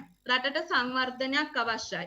නමුත් අපි ඒක පිළිගන්නවා. නමුත් සංවර්ධනයේ කේන්ද්‍ර විය යුත්තේ ජනතාව මතයි. නමුත් දැනට මේ ජනතාවට හිතකර වෙන විදියට මේ සංවර්ධනයක් වෙනවා නම් ඒකට ඉඩ දීලා ලාංකික පුරවැසියෝ ඇටියට අපිට ඒකට බලා ඉන්න බෑ. ඉතින් ඒක නිසාම අපි මේ පෝර්ට් සිටියට විරුද්ධ වෙන්න ප්‍රධාන හේතුන් කීපයක් තිබ්බා. ඒක මම කෙටියෙන් කියලා ඉවර කරන්න. විශේෂයෙන්ම මේක නීති විරෝධී ගිවිසුමක්. අපි ඒක පැහැදිලිවම සඳහන් කරනවා. ඒක නීති විරෝධී කියලා කියන්නේ ඇයි? මේකට අත්සන් කරලා තියෙන්නේ කොළඹ වරාය අධිකාරිය. අපි දන්නවා යම් ව්‍යාපෘතියක් රටක ක්‍රියාත්මක වෙනවා නම් ඒකට රටේ ජනාධිපතිතුමා අත්සන් කළ යුතුයි කියලා. නමුත් මෙම ව්‍යාපෘතියට අත්සම තබලා තියෙන්නේ කොළඹ වරාය අධිකාරිය. දෙවෙනි එක ඕනම ව්‍යාපෘතියක් ක්‍රියාත්මක කරන්න ප්‍රථමයෙන් පරිසර තක්සේරු වාර්තාවක් ඒ ව්‍යාපෘතිය සඳහා ඉදිරිපත් කළ යුතුයි. මෙම ව්‍යාපෘතියටත් තුන් විදියක ඒ කියන්නේ වාර්තාවන් 3ක් ඉදිරිපත් කළා. නමුත් ඒක නිසි පරිදි ප්‍රමාණවත් තොරතුරු ඒකේ සඳහන් වෙලා තිබ්බේ නැහැ. ඒ වගේම ජනමත විචාරයක් තිබ්බේ නැහැ. ජනතාවගේ මේ කිසිම විමසුමක් කරලා තිබ්බේ නැහැ. ඒ වගේම මේ ක්‍රියාවලිය පිළිබඳව ඔවුන්ට පැහැදිලි කිරීමක් කරලා තිබ්බේ නැහැ. දැන් අපි දන්නවා මෙම ව්‍යාපෘතියේ වැලි පිරවීම 100%ක් සම්පූර්ණ වෙලා තියෙනවා. ඉතින් ප්‍රශ්නේ තියෙන්නේ මෙම වැලි ගැනීම සිදු කළේ මීගමුවේ. අපි ඉන්න ප්‍රදේශෙමයි බසියාවත්ත කියන ප්‍රදේශයේ මුහුදු තීරයේ තමයි ඒක ගත්තේ. රජය බොහොම පෑදිලිව දීවරයින් කරපු උද්ඝෝෂණයක් අවස්ථාවේදී රජය බොහොම පැහැදිලිවම කිව්වා අපි වැලි ගන්නේ කිලෝමීටර 10කට එයා කියලා. නමුත් අපි දැක්කා ඒ ප්‍රදේශයේ කිලෝමීටර 3කට ළඟටම ඇවිල්ලා ඒ නැව් ටික වැලි පුරවගෙන පැය 24 මේ නැව් ටික ක්‍රියාත්මක වුණා අපි ඒක දැක්කා. ඉතින් මේ වගේ අවුරුදු දෙකකට ආසන්නව අඛණ්ඩව මේ වැලි ගැනීම සිදු කරපු නිසාම දැන් විශේෂයෙන්ම මූදු ඛාදනය සිදු වෙලා තියෙනවා. අපි ගිය අවුරුද්දේ සමීක්ෂණයක් කළා. ඒ අනුව අපිට වාර්තා වෙලා තියෙනවා මේ ගැටලුව අලාවතේ ඉඳලා ගාල්ල දක්වාම මේ මූදු ඛාදනය දැවන්තම සිදු වෙලා තියෙනවා. ගෙවල් 100කට ආසන්නව කැඩිලා තියෙනවා කියලා අපිට ඒ වාර්තාවේ සඳහන් වුණා. ඉතින් එක පැත්තකින් විනාඩියක් ඇතුළත හමාර කරමු. හරි. ඒ වගේම අපිට සමහරෙකුට හිතන්න පුළුවන් මේක දීවරයින්ගේ ප්‍රශ්නයක් නේ කියලා හිතෙන්න පුළුවන්. නමුත් මම මෙතනදී සඳහන් කරන්න කැමති මේක දීවරයින්ගේ විතරක්ම නෙවෙයි මේකේ මේ අනිකුත් පරිසරහානින් සිදු වෙලා තියෙන විශේෂම කළුගල් ගැනීම නිසා වතුර ඉගයක් ඒ වගේම ප්‍රදේශවල පරිසරානියක් සිදු වෙලා තියෙනවා කියන එකත් මම සඳහන් කරනවා. ඒක නිසා මේක දීවරය විතරන්නේ අපි සියලු දෙනාම එකතු වෙලා ක්‍රියාත්මක වෙන්න ඕනේ. මම අවසානයේට පොඩි කාරණාවක් කියලාම ඉවර කරන්නම්. දැන් දීවරයන් විසින් ඉදිරිපත් කරපු මෙදියත් වුණු මෙම අරගලය අද නියඬ වෙලා තියෙන්නේ. නියඬ කරවලා තියෙන්නේ අපේ ලංකාවේ රජය සහ මේ ප්‍රොජෙක්ට් එකේ කට්ටිය එකතු වෙලා. විශේෂයෙන්ම දීවරයින්ට මිලියන 500ක් දීලා ඔවුන්ගේ කට වැහැවා. ඒ වගේම මාධ්‍ය තුලින් මේවා කතා කරන්න ඔවුන්ට අවසර නැහැ. ඒ වගේම කතෝලික සභාවට මිලියන 30ක් දීලා මේ අරගලය දියාරු කරලා තියෙන්නේ. ඉතින් මං හිතනවා මේක තමයි හොඳම කෝපරේට් කැප්චර් එකට තියෙන හොඳම උදාහරණය කියන එක. ඉතින් මට අවසාන වශයෙන් මට කියන්න තියෙන්නේ මේ මොහොතේ ඉන්දියාවේ දැවැන්ත විදියට අරගලය ගොවි අරගලය දියත් වෙනවා. ඒකට සුබපතන අතරම ලංකාවේ මට මතක් වෙනවා අපි දියත් කරපු අරගලවල් වල ජයග්‍රහණක් තිබ්බා. ඒ වගේම දුකටපත් වුණු සිදුවීම් කීපයකුත් තිබුණා. මේ වගේම කම්කරු අරගලයක් දියත් වෙච්ච වෙලාවේ රොසෙන් චානකවත් වෙඩි තියලා ඝාතනය කළා. දීවරයෙන් ඉන්ධන සටන වෙලාවේ අලාවත ඇන්ටනිවත් ඝාතනය කළා. ඒ වගේම රතුපස් වෙල තමුන්ගේ වතුර ටික ඉල්ලපු මිනිස්සුන්වත් වෙඩි උණ්ඩ වලින් තමයි ඔවුන් අපිට පිළිතුරු දුන්නේ. ඉතින් මං හිතන්නේ ජනතාව එකතු වෙන තැනදී තමයි අපිට මේ පාලකයාව පරාජය කරන්න පුළුවන් වෙන්නේ. ඉතින් ඉන්දියාවේ මේ සටනට සුබපතන අතරම ඔවුන්ගේ අරගලයට අපිත් සම්බන්ධ වෙනවා. ඔවුන්ගේ අරගලයට ජය ප්‍රාර්ථනා කරනවා එක දිනේවා කියලා. ඒ වගේම ලංකාවේ ඇටියට අපිත් විවිධ අරගලවල් වලට මුහුණ දෙනවා සහ මේ ඒ අරගලවල් අපි දියත් කරනවා. උදකලා නොවෙයි අපි ජාලගත වෙලා ලාංකිකව අපි එක අරමුණක් ඔස්සේ අපේ මේ අයිතින් දිනා ගැනීමට අපි එකමුතු වෙමු කියන පණිවිඩය තියමින් මම නියඬ වෙනවා. ස්තුතියි. හොඳයි ස්තුතියි. අපි මේ අරගලයේදී අතරම අපිට තවත් මතු කළ යුතු කාරණා ගණනාවක් තියෙනවා. විශේෂයෙන්ම අපි ඉන්දියාවේ ගොවීන් තමුන්ගේ අරගලය දියත් කරද්දී අපි මේ වැඩේ සංවිධානය කරද්දී අපි කතා කළේ එය ඉන්දියාවේ ගොවි අරගලයක් විතරක් නෙමේ මේක ගෝලීය ධනවාදී ක්‍රියාවලිය තුළ ඇතිවන අරගලයේ නැත්නම් කොටසක් හැඩක් සැලකිය යුතුයි. ඒ සඳහා ශ්‍රී ලාංකික දීවරින්ගේ ගොවියන්ගේ කම්කරුවන්ගේ වැඩ කරන ජනතාවගේ ඒකාබද්ධතාවය ගොඩනැගිය යුතු කියන කාරණය. ඒ නිසා තමයි අපි මේ විවිධ ක්ෂේත්‍රවල තියෙන ප්‍රශ්න සම්බන්ධයෙන් මේ කාරණය මතු කරන්න යන්නේ. ඒක ඉන්දියාවේ ගොවි අරගලය උදකලා නොවන නමුත් ශ්‍රී ලාංකික අරගලයන් ඒකාබද්ධ වන ක්‍රියාකාරීත්වය බරපත් කළ යුතු තියෙනවා. ඉතින් ඒ නිසා අපි මේ ක්‍රියාවලියේදී අපි විවිධ මාතෘකා සාකච්ඡා කරනවා. ඒ සාකච්ඡා තුළ තමයි මේ විවිධ අදහස් මතුවෙන්නේ. මේ අදහස් දැක්වීමේ අවසාන අංගය හැටියට අපි ඉදිරිපත් කරනවා විශේෂයෙන්ම ග්‍රාමීය ආර්ථිකයේ කඩාවැටීමත් එක්ක ග්‍රාමීය ගොවිතැන කෘෂිකර්මාන්තයේ කඩාවැටීමත් එක්ක ඇතිවෙච්ච අර්බුදය තුළ මොන ආකාරයකද ග්‍රාමීය ගොවීන්ගේ ණයබර ඉහළ යාම ඒ හරහා ඇතිවෙච්ච ශුද්ධ මූල්‍ය ණය සමාගම් වල ඇතිවෙච්ච බලපෑම් පිළිබඳව තමයි මේ තුල අවධානය යොමු කරනවා. ඒ ගැන අදහස් දැක්වීම සඳහා අපි ආරාධනා කරනවා සුනෙත් කුමාර සහෝදරයාට අදහස් දක්වන්න ලෙස.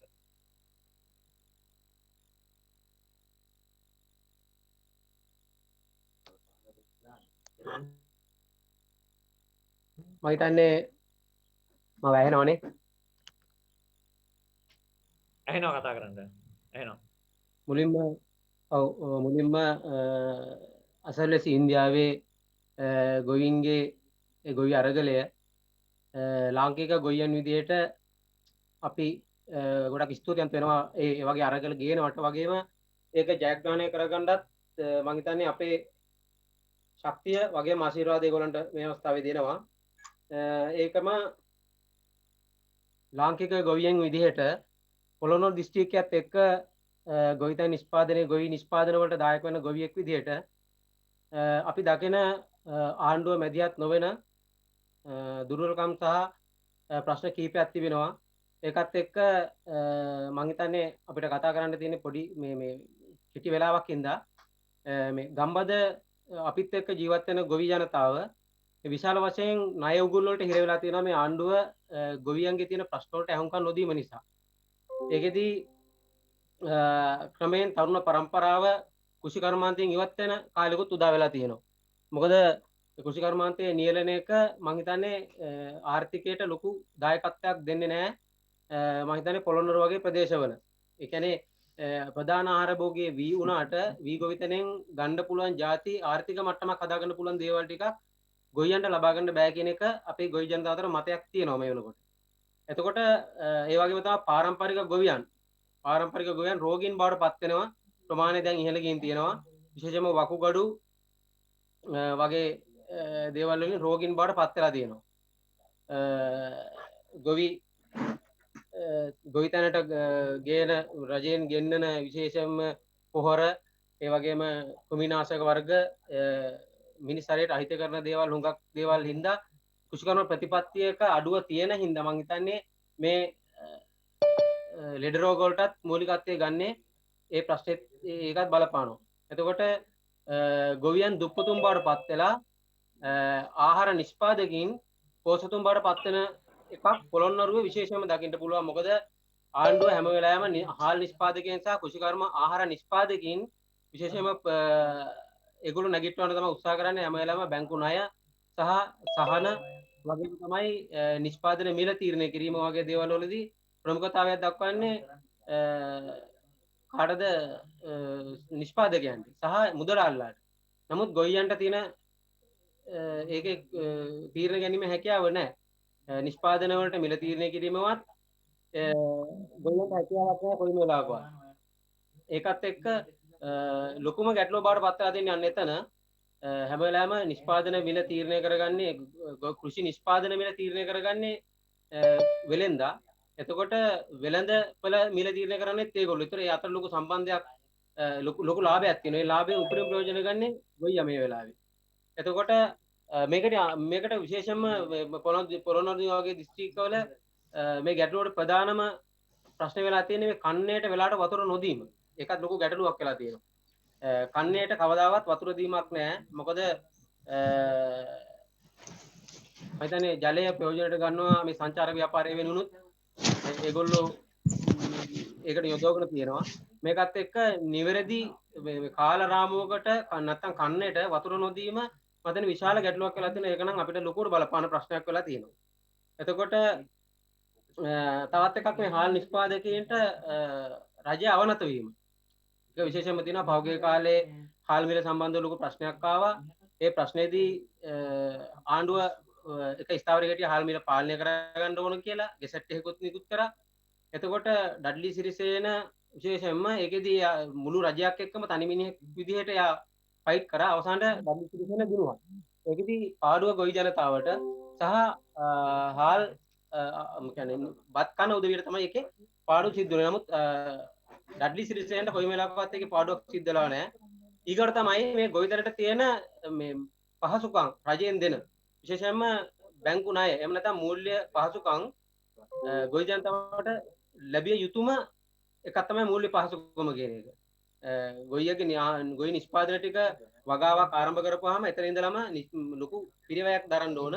ඒකත් එක්ක මම හිතන්නේ රජයේ බැංකු, ග්‍රාමීය බැංකු විශේෂයෙන්ම ප්‍රජාමූල බැංකු කොයිම වෙලාවකවත් දායක වෙන්නේ නැහැ ගොවියට නිෂ්පාදන ටික කරගන්න.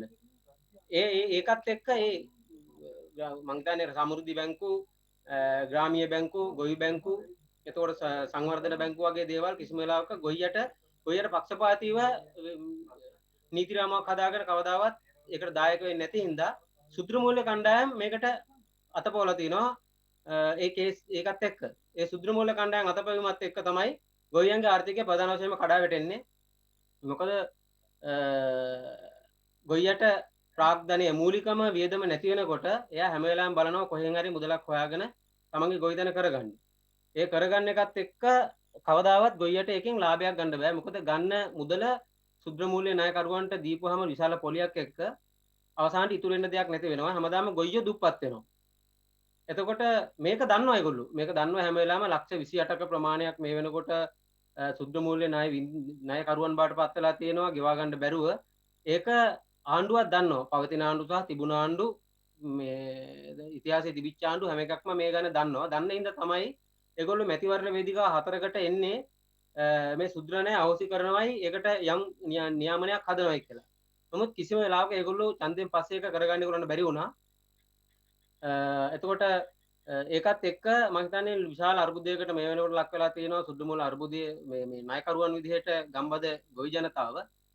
මේකටත් විසඳුමක් මේකම අපි හොයන ගමන් මට හිතෙනවා ඉන්දියාවේ මේ වෙලාවේ මේ ගෙනියන ගොවි අරගලයට ශ්‍රී ලාංකික පුරවැසියන් විදිහට සහ ගොවියන් විදිහට අපි අපේ දෙන්න පුළුවන් උපරිම සහයෝගය දෙමු කියන යෝජනාවක් මම කරනවා.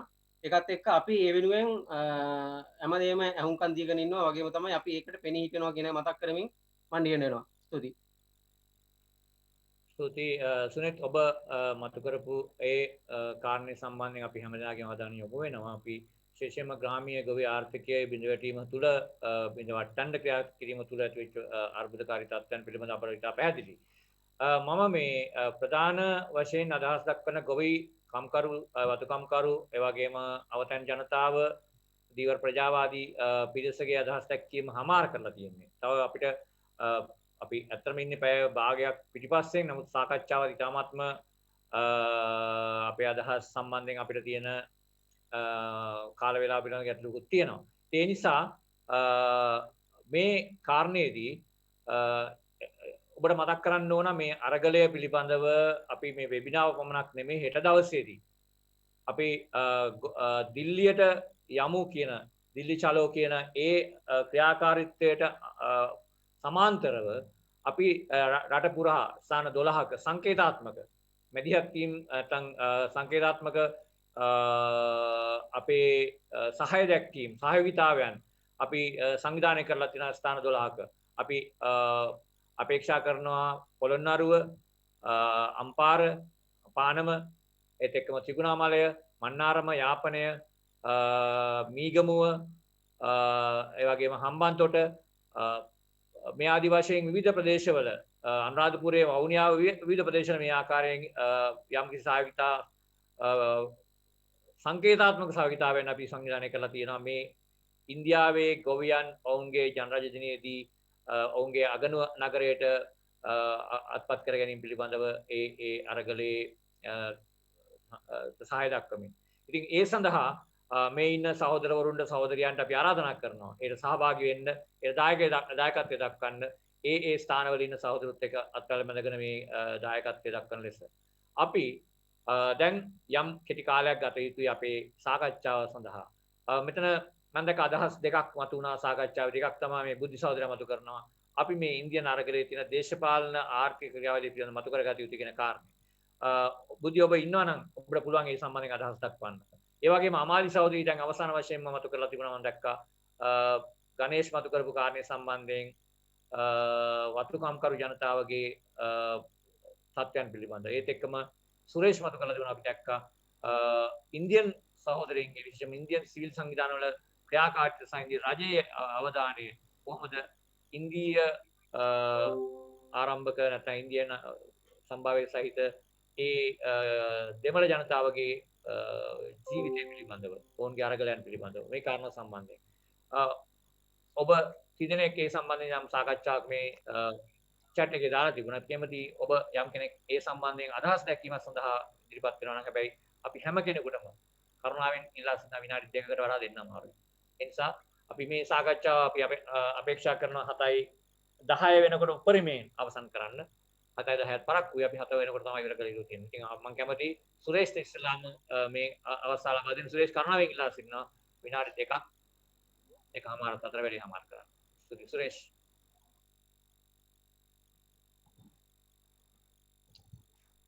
සුරේෂ් කන්න. බොහොම ස්තුතියි. මම හිතන්නේ ඉතාමත් තීරණාත්මක අවස්ථාවක මේ සාකච්ඡාව පැවතින එක විශේෂයෙන් මම ගත්තේ මේ මෙසේජ් එක මම දැම්මේ වෙන මොනකටත් නෙවෙයි. දැන් අපිට ලොකු ගැටලුවක් තියෙනවා මේ අවුරුදු 200 සම්පූර්ණ වෙන කාලය ළමන අවුරුද්ද වෙනකොට. එතකොට අපි යම්කිසි තීන්දුවකට එන්න ඕනේ මේක නීතියානුකූල තත්ත්වය. එතකොට තාමත් අපිට මේ අවස්ථාවට ඇතුළත් කරගන්න බැරි වුණා මේ අනන්‍යතාවය කොහොමද අපි ගන්න කෙනෙක්. ඒ කියන්නේ දැන් මේගොල්ලෝ මලේක තමිලර කියලා අපි දැන් අනන්‍යතාවයට ඇවිල්ලා තියෙනවා. ඉතින් ඒ අනන්‍යතාවයට මොන වගේ විසඳුමක්ද තියෙන්නේ කියන එක. ඒක පැහැදිලි නෑ පවතින රජයේ. එතකොට 13 වෙනි සංශෝධනය යටතේ ඉන්දියාවට අයිතියක් තිබෙනවා මේ පළාත් පාලන නීතිය තුළ ඒගොල්ලෝ ඒ වෙලාවේ ගෙනාපු විකල්ප ක්‍රමයක් උඩ අපිට ප්‍රශ්නයක් ඇති වෙලා තියෙනවා නැවතත් පළාත් පාලනය තුළ මේ වතුකරේ ජනතාවගේ සහභාගීත්වය සහ ඒ සංවර්ධන ක්‍රියාවලිය නැවතත් සිදු වෙන්නේ නැහැ. මොකද අපි අර අධිකාරී පනතක් ගෙනාවත් නැවතත් මේ නොයෙකුත් විදිහේ වෙනම වැඩපිළිවෙලක් සිදු වෙනවා. මොකද වතුකරේ තියෙන ඉඩම් පිළිබඳව ලොකු අවධානයක් යොමු වෙලා තියෙනවා පවතින රජයේ මේ වැවිලි කර්මාන්ත අමාත්‍යාංශය යටතේ. මට මේක අපිට පොඩි සැකයක් තියෙනවා මේ තියෙන තත්ත්වයේ උඩ නැවතත් ඉන්දියානු ව්‍යාපාරික ප්‍රජාව වුණත් ඇතුල් වෙන්න පුළුවන්. අර මුලදීත් කතා වුණා මේ කටුපොල් වගාව. ඒ කියන්නේ පාම් ඔයිල් පැත්තට බර වෙන්න තියෙන තැන් තිබෙනවා. එතකොට මේවා දැන් නැවතත් වෙනම යාන්ත්‍රණයකට යොමු වෙලා තියෙනවා අගමැතිතුමාගේ යටතේ. මොකද මේ දීලා තියෙන අමාත්‍යාංශය වුණත් ඒක ස්ටේට් මිනිස්ට්‍රි එකක්. ඒ මිනිස්ට්‍රි එක දීලා තියෙන්නේ මේ තරුණ කෙනෙකුට මේ ජීවන් තොන්නමන්ට මම හිතන්නේ එයාට ඒ තරම් පැහැදිලි අවබෝධයක් තියෙයි කියන එක මේ සාකච්ඡාව පිළිබඳව. ඒ නිසා අපිට පැහැදිලි විසඳුමකට එන්න ඕනේ. මොකද ඊළඟ මැතිවරණය එනවා දැන් ඉන්දියාවේදී. එතකොට ඒගොල්ලෝ බොහෝ දුරට ඉන්දියානු සම්භාව්‍ය ජනතාව ගැන එහෙ කතා කරනවා වේදිකාවලදී. එතකොට මේ ප්‍රශ්නේ අපි ජාත්‍යන්තර මට්ටමට ගෙනියන්න ඕනේ. මේකට විසඳුමක් හොයන්න ඕනේ. ඉතින් ඒ නිසා තමයි මම කියන්නේ මේක දැන් අපිට ලැබිච්ච අධිකාරිය පනතක් ඇටියට 2019 ජනවාරි මාසේ ගෙනාපු මේ පනත සහ පීඨෝප අධිකාරිය නැවතත් ඒක නිදාගෙන ඉන්න ස්වරූපයකට ලැබිලා තියෙන. ඒකට බජට් එකක් නැහැ. ඒකේ සභාපති ධූරේ කවුද දරන්නේ කියලා අපි දන්නේ නැහැ. ඒකේ අධ්‍යක්ෂක මණ්ඩලයේ ප්‍රශ්නයක් වෙලා තියෙනවා. ඒක කේන්ද්‍රීය පුද්ගලයෙක් යටතට පත් වෙනවා. ඉතින් මේවා නැවතත් අපි ආපස්සට යන නිසා මේ හර්මන් සහෝදරයාට මම කියන්නේ අපි දැන් 10 අරගලේ ඉන්නවා වගේම අපි බලන්න ඕනේ මේකේ නීත්‍යානුකූල තත්ත්වය පිළිබඳව. අපි තාමත් ඉන්නේ ලේබර් ඕඩිනන්ස් ඇක්ට් එකේ ඇතුලේ. ඒ ඇක්ට් එක ඇතුලේ තමයි තාම තියෙන්නේ මේ අපේ අනන්‍යතාවය. එතකොට ඒක එළියට එන්න ඕනේ. දැන් මේ ලෝකේ ඉතාමත් අසාර්ථක වෙච්ච රටවල් වල පවා ඒවා දැන් ඉවත් වෙලා තියෙන්නේ. ඉන්ඩෙන්ජර් ලේබර් සිස්ටම් එක, ස්ලේවරි සිස්ටම් එක ඉවත් වෙලා තියෙන්නේ. ඒ නිසා ඉන්දියාව ටාටා කම්පැනි හරහා වෙනත් දේවල් දැන් අඳුනාගෙන ඒගොල්ලෝ ඒ අසාර්ථකභාවය මේගොල්ලෝ දැන් නැවත අපිට යොමු කරනවා. මම හිතන්නේ මේක ඉන්දියානු රජයත් මේක ඇතුළට සම්බන්ධ වෙලා ඇති අපිට සැකේ තියෙනවා. මොකද මේගොල්ලෝ දැන් නැවතත් හඳුනලා දෙන්න යන්නේ අවුට්ග්‍රෝවර් සිස්ටම් එක. අවුට්ග්‍රෝවර් සිස්ටම් එකට ගැරන්ටියක් ඕන. දැන් හෙට කිව්වොත් දැන් ඔයා මේක ෆේල් කියලා එළියට යන්නේ කිව්වොත් මේ මිනිසුන්ට මේ ප්‍රශ්නේදී තීන්දුවක් ගන්න හරිම භයානක තත්වයක තිබෙන්නේ. ඒ නිසා මම කියනවා මේ සාකච්ඡා මේ ෆෝරම් එකට මේ අනන්‍යතාවයේ තියෙන ජනතාව අවුරුදු 200ක් ලං වෙනකොට මේගොල්ලොන්ගේ ආර්ථිකය, සමාජීය සහ දේශපාලන තත්ත්වය පිළිබඳව අපි යම්කිසි ස්ථාවරයකට එන්න ඕනේ කියන එක 2021. ඒක තමයි මගේ යෝජනාව. ස්තුතියි සුරේෂ්, අපි මේ කාරණා ගැන දීර්ඝව කතා කරමු. මේ මොහොත අපිට ප්‍රමාණවත් නැහැ. නමුත් මේ ඉන්දියාවේ ගොවියන්ගේ අරගලයත් එක්ක ඉන්දියාවෙන් එන ප්‍රාග්ධනයේ කොහොමද වතුකරේ ජනතාව සුරා කැම සඳහා යොදාගන්නේ? ඒකට අපි කොහොමද යම් ආකාරයක ප්‍රතිරෝධයක් ඇති කරන්න ඔබ කියන ඔය කියන අධිකාරිය පාවිච්චි ගන්න කියන එක පිළිබඳව, ඒකේ තියෙන ලක්ෂණ පිළිබඳව අපි දීර්ඝව කතා කරමු.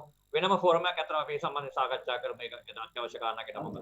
එක කාරණාවක් විතරක් මම කියන්නම්. වෙනම තව කාරණාව තමයි දැන් තියෙනවා මේගොල්ලෝගේ න්‍යාය පත්‍රයක් නැවතත් මේ ඔය කටුපොල් වගාව. ඒ කියන්නේ දැන් පාම් ඔයිල් ඉන්ඩස්ට්‍රි එක ගේන්න මම හිතන්නේ මේක ලොකු ප්‍රශ්නයක් තිබෙනවා. අපිට මේක විසඳ ගන්න ඕන.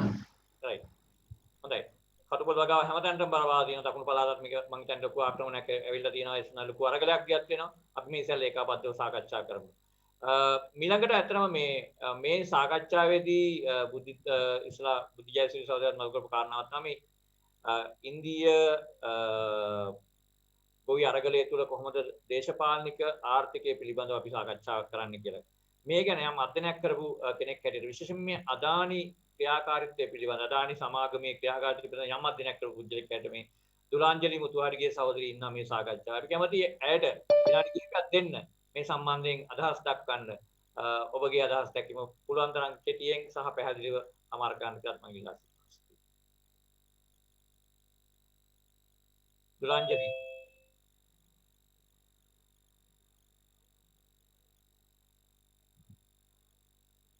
ශමිල දුලාංජලි ඉන්නවද? ඉන්නවා හොබනේ ඉන්න මේ මම ශමිල නෙමෙයි මේ ඔයා චින්තක ඔව් නමුත් දුලාංජලි ඉන්නවා යා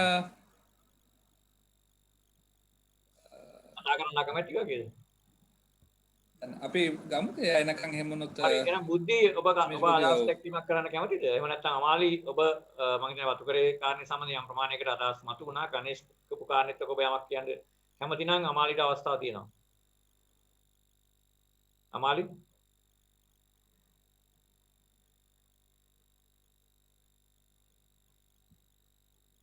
හොඳයි එහෙම නැත්නම් අපි විවෘත කරන සභාව විනාඩි අපි ඇත්තටම 7යි 10 විදිහ හමාර ගන්න අපි අපේක්ෂා කරන්නේ ඒ නිසා තව විනාඩි 12යි තියෙන්නේ කරුණාකරලා ඔබගේ අදහස් දැක්වීම කෙටියෙන් ඉදිරිපත් කරන්න කැමති කෙනෙක් ඉන්නවා ඉදිරිපත් කරන්න නැත්නම් අපි අවසාන වශයෙන් මේ වැඩේ කොහොමද ඉදිරියට ගන්න කියන එක පිළිබඳව අදහස් දැක්වීමට අවස්ථාව ලබා ගන්නවා දැන් හැමෝටම මහන්සි වගේද දැනෙන්නේ චින්තක නෑ මයිසර් මිස් බුද්ධි ඉන්නවා මේ බුද්ධි මහත්තයා පොඩ්ඩක් එකතු කරන්න අදහසක් පුළුවන් ඔව් මම මේ සටහන් කරේ කොහොමද මේ ඉන්දියානු ගොවි අරගලයේ දේශපාලන සහ ආර්ථික පැත්ත අපි තේරුම් ගන්න ඕන කියන කාරණේ. මේක පිටිපස්සෙන් තියෙන ඇත්තටම ධනවාදී ආර්ථිකය අද ගමන් කරලා තියෙනවා නව ලිබරල් වාදයට.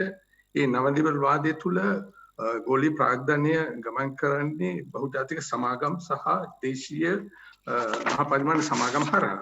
ඉන්දියාවේ ගොවීන් කෘෂිකර්මය අදානි සමාගම සහ තව සමාගම් තුනක් විසින් දැහැ ගැනීම සහ දැහැ ගැනීම තුළ සහ වෙන වචනකින් කියනවනම් ඇග්‍රි බිස්නස් ඒ කෘෂි ව්‍යාපාර ක්‍රමය ස්ථාපිත කර ගැනීම තමයි මේ උත්සාහය පවතින්නේ. එතකොට මා පේනවාද හරි ඉතින් මේක මේ ඇග්‍රි බිස්නස් කියන එක අපි තේරුම් ගන්න ඕනේ. ඉතින් ඇග්‍රි බිස්නස් කියන්නේ එකwidehatකින් vertically ඒ කියන්නේ සිරස්ව හා තිරස්ව මුළු කෘෂිකර්ම පද්ධතියම කෘෂිකර්ම මූලික නිෂ්පාදනය ඒවට අමුද්‍රව්‍ය දීම සිට කන්සියුමර් දක්වාම තියෙන මුළු චේන් එකම බහුජාතික සමාගම් මහා බල සම්පන්න සමාගම් විසින් පාලනය කර ගැනීමේ ක්‍රියාවලියක් තමයි අපි මේ ඇග්‍රි බිස්නස් කියලා දකින්නේ. ඒක ලෝක පරිමාණ මහා සමාගම් කීපයක් විසින් ග්‍රේන් බිස්නස් එක සිද්ධ කරනවා. ඒ වගේම මීට් එහෙම නැත්නම් අනිත් ෆුඩ් ප්‍රොඩක්ට්ස් ඔක්කොම ෆුඩ් ප්‍රොඩක්ට්ස් සහ ඒවට අවශ්‍ය කරන ද්‍රව්‍ය කියන්නේ බීජ පොහොර ඊට පස්සේ රසායනික ද්‍රව්‍ය ඒ සියලු දේ vertical horizontally ඒවත් එක්ක සම්බන්ධ කරන එක ලෝක බැංකුවෙන් ඒ සඳහා ආධාර දීලා ඒවා නඩත්තු කරගෙන යනවා. මේ වගේ මහත් දෑවැන්ත ක්‍රමවේදයක් තමයි ඇග්‍රි බිස්නස් විදියට දකින්නේ. ඒ ඇග්‍රි බිස්නස් සඳහා විවෘත කර ගැනීම මුළු ඇග්‍රි බිස්නස් වලින් මුළු ඉන්දියා ආර්ථිකය ඉන්දියාවේ කෘෂි කර්මාන්තය පාලනය කර ගැනීමේ උත්සාහයක් විදියට තමයි අපි දකින්න ඕන මේ අරගලය. ඒ වගේම ලංකාව ඇතුළේ දැන් ඉඩකඩම් දෙන්න කියනවා ඉඩම් ඔප්පු දීලා ඊට පස්සේ අවසානයේදී මිනිසුන් කරගන්න බැරි වෙනකොට කුඩා ගොවීන්ගේ නිෂ්පාදනයේ අතිරික්තය බොහොම ස්වල්පයි. ඒ වගේම ඒගොල්ලන්ගේ බාගෙනින් පව එකක් නැති නිසා සහ වෙළඳපොළ සමග පාලනය කර ගැනීමට ඒගොල්ලන්ට තියෙන පහසුතාවය නිසා අනිවාර්යයෙන්ම කුඩා ගොවීන් අසරණ වෙලා අවසානයේදී ඒගොල්ලන්ගේ ඉඩකඩම් විකුණලා දැමීම සහ ඒ විඩම් බහුජාතික සමාගම් එහෙම නැත්නම් දේශීය සමාගම් විසින් මිලදී ගැනීමේ තත්ත්වයට තමයි පත් වෙන්නේ. ඉතින් මේ තමයි පාර කපන්නේ ඇග්‍රි බිස්නස් වලට. ඉතින් එහෙමනම් අපි මේ ඇග්‍රි බිස්නස් වලට විකල්පය මොකක්ද කියන කාරණේ අපිට සාකච්ඡා කරන්න පුළුවන්. ප්‍රශ්නේ සාකච්ඡා කරන්න පුළුවන්. ප්‍රශ්නේ බරපතලකම සාකච්ඡා කරන්න පුළුවන්. නමුත් මේකට විකල්පය මොකක්ද? දැන් අද දහස් ගාන මිලියන ගාණක් ගොවීන් ඉන්දියාවේ අරගල කරනවා දැන් මාස ගණනාවක් තිස්සේ මුළු දිල්ලියම වට කරලා තියෙනවා. නමුත් අවසානයේදී මේගොල්ලෝ කොහොමද ජයග්‍රහණය කරන්නේ? සස්ටේන්ව තිරසාරව ජයග්‍රහණය කරන්නේ කොහොමද කියන කාරණේ අපි හිතා බලන්න ඕනේ. එහෙමනම් අපිට යොදා ගන්න වෙනවා මේ ඇග්‍රි බිස්නස් මොඩල් එකට විකල්ප ඇග්‍රි බිස්නස් මොඩල් එකක් ගොඩනගා ගැනීමේ අවශ්‍යතාවය තියෙනවා. අපි වතුකරේ ගත්තහම වතුකරේ කම්කරුවන් වතුකරේ තියෙන ප්‍රශ්නයක් වතුකරේත් අද සමාගම් වලට කරගන්න බැරි මට්ටමට සහ සමාගම් එක තියෙන අරගලයේ අවසානයේ කෙලවර කරගන්න ඕන වතු කම්කරුවන්ගේ සහ ඒ ප්‍රදේශයේ ඉන්න ජනතාවගේ පාලනය යටතට ගැනීම තුලින් පමණයි කියන කාරණය. ඒක ඉන්දියාවේ පැහැදිලි කරලා තියෙනවා කන්නන් දේවාන් සමාගම සහ කේරළයේ අධ්‍යක්ීම. ඉතින් ඒ විදිහට විකල්පයක් නැතුව කරන අරගලයකින් මම හිතන්නේ ආපෞසරයක් දෙවනි වටේදී අපි ගමන් කරනවා ආයි මුල හිටපු තැනට. ඒ නිසා විකල්පයක් අපි යෝජනා කරන්න ඕනේ. විකල්පේ තමයි මම යෝජනා කරන්නේ farmer based agri business කියලා. ඒ කියන්නේ farmers ලාගේ ගොවීන්ගේ මහා ව්‍යාපාර විදියට එහෙම නැත්නම් ගොවීන්ගේ සමාගම් විදියට එහෙම නැත්නම් ගොවීන්ගේ සමුපකාර විදියට ගොවීන් ශක්තිමත් කළා ඒ අය අතට ගන්න ඕන මේ සම්පූර්ණයෙන්ම නිෂ්පාදන ක්‍රියාවල නිෂ්පාදනය ඒ අගය එකතු කිරීම ඊට පස්සේ බෙදා හැරීම ඒ සඳහා අවශ්‍ය කරන ඉන්පුට්ස් ඒ සියලු කාර්යයන් ගොවීන් අතට ගන්න ඕන කියන පද්ධතිය ගොඩනගිය යුතුයි සහ ඒක කළ හැකි කියන කාරණේ. ඒ සඳහාද ලෝකේ ගමන් කරනවා. ඒ තමයි තුන්වෙනි ආර්ථික මොඩලය ලෝකේ. අද මේ ධනවාදී ආර්ථිකයට විකල්ප ආර්ථික මොඩලය තමයි ජනතාව අතට ගන්න ඕන. ෆැක්ටරියක් හෝ වරායක් හෝ ඒ සේවකයන් අතට ගැනීම තමයි තියෙන එකම විකල්ප. ඒ සඳහා ගමන් කරනවා. මොකද රදල ක්‍රමයේ ඉඳලා එහෙම නැත්නම් වහල් ක්‍රමයේ ඉඳලා රදල ක්‍රමයට මාරු වෙනකොටත් රදල ක්‍රමයේ ඉඳලා ධනවාදී ක්‍රමයට මාරු වෙනකොටත් ඒ ක්‍රම ඇතුළෙම විකල්ප ක්‍රමයේ ඒ ගැබ තුලම මෝරලා ඇවිල්ලා ඒ තුලින් අනිත් එක විස්ථාපනය කරලා තමයි මේ එක එක ආර්ථික ක්‍රමයන්ට මාරුනේ. ඒ වගේම දැන් මේ තියෙන ධනවාදී ආර්ථික සමය සහ නවලිබරල් ආර්ථික ක්‍රමෙන් ඉදිරියට යන්න නම් ඒ තුලම තියෙන අවකාශයන්. උදාහරණයක් ගත්තොත් සම්පකාර ක්‍රමය එහෙම නැත්නම් කම්කරු සමාගම් ක්‍රමය කම්කරුවන් විසින් තම ආයතන පාලනය කර ගැනීම කම්කරුවන් විසින් තම ව්‍යාපාරය පාලනය කර ගැනීම මහා ව්‍යාපාර කම්කරුවන් අතට ගැනීම කියන කාරණා අද ලෝකෙ සිද්ධ වෙලා තියෙනවා. අර්ජන්ටිනාවේ අත්දැකීම තියෙනවා, ලැතින් ඇමරිකානු මහා අත්දැකීම් රාශියක් තියෙනවා, ඉන්දියාවේ තියෙනවා. ඒ අත්දැකීම් අපතුලට ගන්න ඕන. අපේ ගෝවීන් විසින් ඉඩම් අහිමි කර ගැනීම නෙවෙයි, ඉඩම් වලට ඔප්පු අරගෙන ඒක නැති කර ගන්නව නෙවෙයි. මේ ගෝවීන් කොන්සොලිඩේට් කරන්නේ. ඉඩම් කොන්සොලිඩේට් කරගෙන ව්‍යාපාර වලට පරිවර්තන කර ගැනීමේ උත්සාහයක් ගත යුතුයි කියන එක තමයි මම යෝජනා කරන්නේ. ඒ සිදු වෙනවා. චීනය වියට්නාම් වගේ රටවල ගොවි අරගලයේ යන්නේ මේ විදිහට. ඒ නිසා මම කියන්නේ මේ අරගලයේ විග්‍රහ කිරීම අරගලයෙන් අපිට අරගලයෙන් ඉගෙන ගත යුතු පාඩම තමයි ඒ සඳහා විකල්පයක් අපි යෝජනා කිරීම සහ විකල්පය සඳහා සටන් කිරීම. ඒක තමයි මට යෝජනා කරන්න තියෙන්නේ සහ මගේ අදහස් දැක්වීම ඒ කාරණේ තමයි.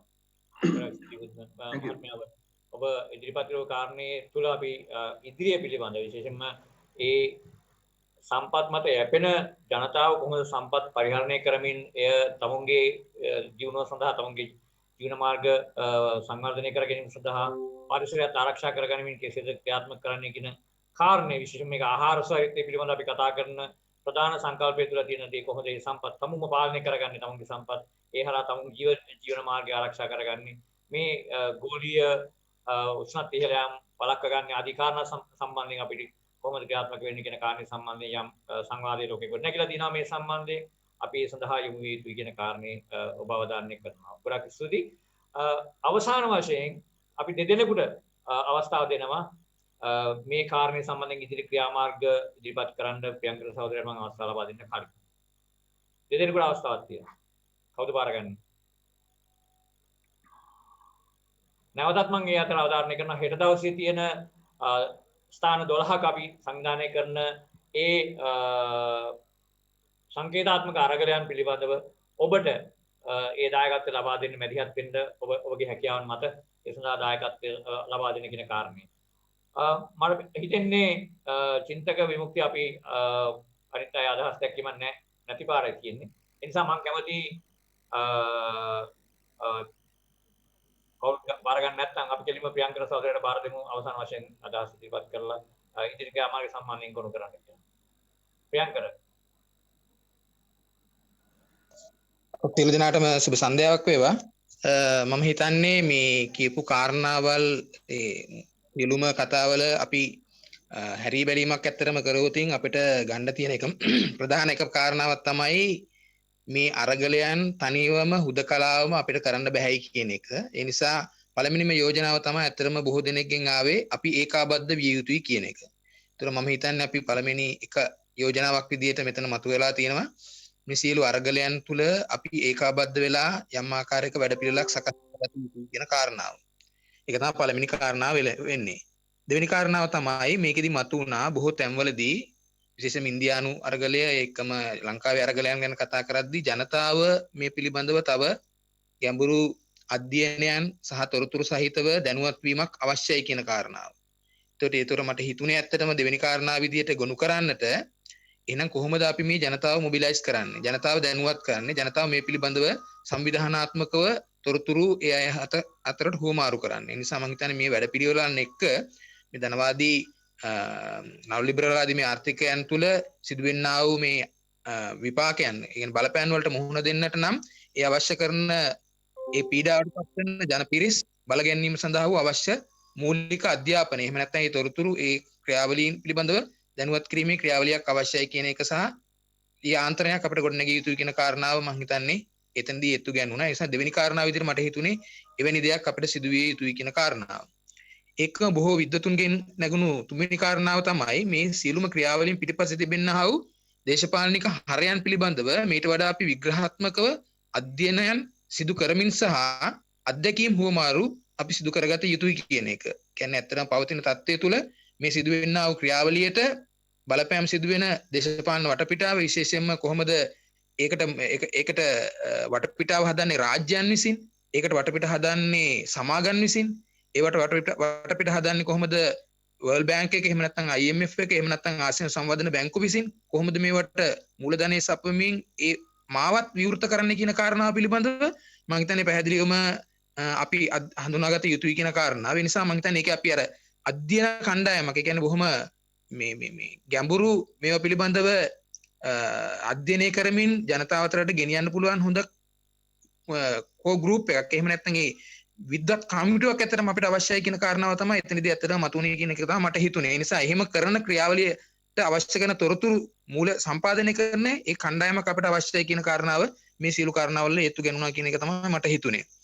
ඊළඟට හතරවෙනි කාරණාව විදිහට මට ඇත්තටම දැක්කේ විශේෂයෙන්ම මේ අර මේ අවසානට කතා කරපු සහෝදරයත් කියපු කාරණාවල් එක්ක මේ සම්පත් භාවිතා කරන, ඒ කියන්නේ සම්පත් මත යැපෙන ඒ ජන කොටස් කොහොමද මේ තීන්දුව ගැනීමේ ක්‍රියාවලිය, මේවා භාවිතා කිරීමේ ක්‍රියාවලිය දක්වා ගෙන එන්නට ඒ අයව අතට ගන්නේ කොහොමද කියන කාරණාව ඇත්තටම මතුවෙනවා හැමතිස්සෙම. ඒතර එහෙමනම් ඒ සඳහා වූ මොන වගේ වැඩ පිළිවෙලක්ද අපි සකස් කළ යුත්තේ කියන එක එතනදී මතු කරපු කාරණාව. ඒ නිසා අපිට වැඩ පිළිවෙල සකස් කිරීමේදී මම හිතන්නේ ඒක ගැන අපිට හිතන්නට වෙනවා කොහොමද ඒ තීන්දුව ගැනීමේ ඒ කාරණයට ඒ කොටස්, ඒ සම්පත් භාවිතා කරන කොටස් මේකට හවුල් කරගන්න කියන කාරණාව අපිට හිතන්න වෙලා තියෙනවා.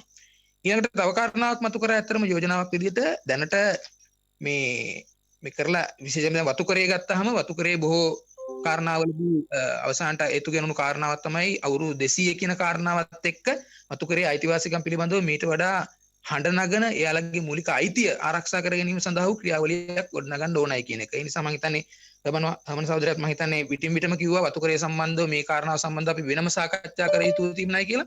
ඒ නිසා එක යෝජනාවක් විදිහට ඒතර එන්නේ එහෙමනම් මේ වතු කරේ සම්බන්ධව අපි වෙනම මීට වඩා පුළුල් ගැඹුරු සංවාදයක් ගොඩනැගිය යුතුයි කියන කාරණාව එක යෝජනාවක් විදිහට මතු කරලා ගන්න පුළුවන් කියන කාරණාව තමයි කියන්නේ. ඊළඟට තව එක කාරණාවක් තමයි ඇත්තටම මේ දැනට පවතින මේ රට තුල ක්‍රියාත්මක වෙන විශේෂයෙන්ම ස්වභාවික සම්පත් විනාශ කිරීම, විශේෂයෙන්ම පාරිසරික බිම්, නිජ බිම් විනාශ කිරීම කියන කාරණාවත් එක්ක මේවා සංරක්ෂණය කිරීම සඳහා වූ අපි අපේ දැක්ම, අපි කොහොමද මේකට විකල්පයන් අපි එහෙම නැත්නම් කතා කරන්න ඉදිරිපත් කරන්නේ කොහොමද කියන එක පිළිබඳව හොඳ සංවාදයක් අපිට කළ යුතුව තිබෙනවා කියන කාරණාව. ඒකෙදි ගත්තා අපිට පුළුවන් ද වතු කරේ එහෙම නැත්නම් මධ්‍යම කඳු කරේ කටුපොල් හිටවන්න අවස්ථාවක් දෙන්න පුළුවන්ද? කොහොම එහෙම වුණොත් මොන වගේ පරිසර පද්ධතියක් අපිට ඇති වෙයිද කියන ගැඹුරු මම හිතන්නේ අපිට සිතන්න සිදු වෙලා තියෙනවා. මොකද අපි ජල පෝෂිතයත් එක්ක යැපෙන රටක් විදියට, ජලය පදනම් කරගත්තු කෘෂි ආර්ථිකයක් තියෙන රටක් විදියට අපි මේ පිළිබඳව ගැඹුරුන් අපිට හිතන්න ඕනයි කියන එක එතනදී ඒත්තු ගන්නුනා. ඒ නිසා ඒකත් එක යෝජනාවක් විදිහට මට හිතෙනවා කොහොමද අපි මේ පරිසරය සංරක්ෂණය කරමින්, ස්වභාවික සම්පත් ආරක්ෂා කරමින් සම්පත් භාවිතය කරන, භාවිතා කරන පුද්ගලයන් එක ආරක්ෂා කරගන්නා වූ ක්‍රියාවලියකට යන්නේ කොහොමද කියන එක හිතන්න වෙලා තියෙනවා. ඒතර මෙන්න මේ කියන කාරණාවල් ගොන්න එහෙම නැත්නම් කීපය තමයි ඇත්තටම පොදුවේ ගත්තොත් මේ සමස්ත සාකච්ඡාවේදී මට ඇත්තටම ඉදිරි ගමනට යෝජනා කරන්න හිතුනේ. ඒ නිසා මේක අර සංවිධාන විදියට එහෙම නැත්නම් ආයතන විදියට, පුද්ගලයෝ විදියට අපි මේක කොහොමද දිගටම එහෙම නැත්නම් නොකඩවා මේක ඉස්සරහට ක්‍රියාත්මක කරගෙන යන්නේ, මේක සංවාද ගොඩනගන්නේ කොහොමද කියන එක පිළිබඳව මම හිතන්නේ අපිට යම් පෙළ ගැස්මක් කළ යුතුව තිබෙනවා කියන එක තමයි මට අවසාන වශයෙන් කියන්න තියෙන්නේ. ඒ නිසා මම හිතනවා අපිට මේ ගමන හොඳ ආරම්භයක් ඉන්දියානු ඉන්දියානු අරගලයේදී ඉන්දියානු ගොවියෝ නොකඩවා දින 50ක් වාඩි වෙලා ඉවරක් කළා. මිලියන ගානක පිරිසක් එතන වාඩි වෙලා ඒ දක්වපු ආදර්ශය මම හිතන්නේ අපිට හොඳ පණිවිඩයක් ගෙනල්ලා දෙනවා. ඒවත් පදනම් කරගනිමින් මම හිතන්නේ අපේ මේ ලංකාව තුළ මේ අරගලයන් ගොඩනගන්නට අපි සියලු දෙනාම අපි යෝජනා කරගන්නා යම් යෝජනාවන් ක්‍රියාත්මක කරන්න අපි හැම කෙනෙක්ම දායකත්වයේ සපයමු කියන එක තමයි මට අවසාන වශයෙන් කියන්න තියෙන්නේ. ඒ නිසා මේ අවස්ථාව ලබා දුන්නට බොහොම ස්තුතියි. අපි මං හිතන්නේ අපි මතු කරපු කාරණා සියල්ල යම් ප්‍රමාණයකට කැටිකොට ඔබ අදහස් දැක්වුවා. ඒකට ස්තුතියි. මම හිතනවා මේ අපි අද දවසේ මේ කරපු සාකච්ඡාව මූලිකව හෙට දවසේ සියලුම සහෝදරවරු විශේෂයෙන්ම ඉන්දියාවේ ගොවි සහෝදරවරු දිල්ලියට යමු නැත්නම් දිල්ලි චලෝ කියන සටන් පාඨය පෙරදරි කරගෙනමයි අපි සම්බන්ධ වුණේ. ඒකට හේතුව හෙට දවස් තීරණාත්මක දවසක් හැටියට උන්ගේ ජනරාජ්‍ය දිනේදී ඔවුන් ඒ ක්‍රියාකාරීත්වයට යොමු වෙනවා. ලක්ෂ ගානක ට්‍රැක්ටර් ඒ වගේම මිලියන ගානක ජනතාවක් ඒ බෝඩර් හතරේ ඔවුන් ඒක ආක්‍රමණය කරමින් කරන අරගලය මුළු ආසියාවට නැත්තම් මේ කලාපයට නෙමේ ලෝකෙටම ආස්වාදයක්. විශේෂයෙන්ම ඉන්දියන් ගොවියන් ඒ වගේම ඉන්දියන් දීවරයින් යම් තීරණාත්මක අවස්ථාවකදී ඉන්දියන් දීවරණියොත් ගෝලීයකරණයට එරෙහිව නැත්නම් ගෝලීය ප්‍රාග්ධනයට එරෙහිව උන්ගේ අරගලයේදී අත් කළා. ඒ හරහා ලොකු ජයග්‍රහණයක් විශේෂයෙන්ම ඒකාබද්ධ දීවර කිව්සුම් සම්බන්ධයෙන් ඒවා අහෝසි කරගන්න ඕන ලොකු දායකත්වයක් ඒ හරහා දැක්වුවා.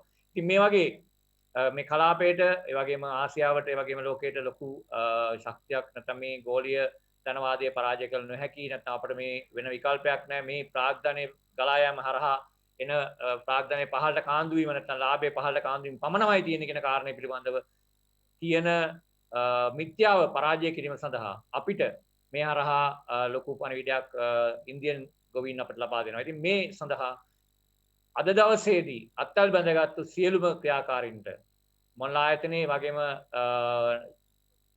නැෆ්සා ආයතනයේ වගේම ඉන්දියන් අරගල බිමේ සහෝදර සහෝදරියෝ මේ හැම කෙනෙක්ම අපිට එක්ක අත්වල බැඳගත්තා. ඒ වගේම මේ කාරණේට අපිට දායකත්වය දක්වා මේ පරිවර්තන වලින් අපේ සහෝදරවරු සහෝදරියෝ ඔවුන්ටත් අපේ ස්තුතිය පුද කරනවා. මොකද ඔවුන් නැත්තම් අපිට මේ සංවාද ඉදිරියට ගෙන යන්න පහසු වෙන්නේ නැහැ. ඉතින් ඒ නිසා මේ කාරණය සංවිධානය කරද්දී විමුක්ති චින්තක ඒ වගේම උපාලි ඔය මේ හැම කෙනෙක්ම විශාල දායකත්වයක් දක්වා ඒ හරහා අපි මේ ගන්න උත්සාහයන් අපේ ශක්තිය ගොඩනගන අපේ ක්‍රියාකාරීත්වය වර්ධනය කරන අපේ ගොවීන් අපේ ගොවි අරගලවල ආසාදය අපිට තියෙනවා ශ්‍රී ලාංකිකයන් හැටියට අපි කොහොමද ඒ ශක්තිය නැවතත් ගොනු කරගෙන ඉදිරියට යන්නේ විශේෂයෙන්ම ඉන්දියාවේ ගොවියෝ අපිව අවදි කරලා තියෙනවා.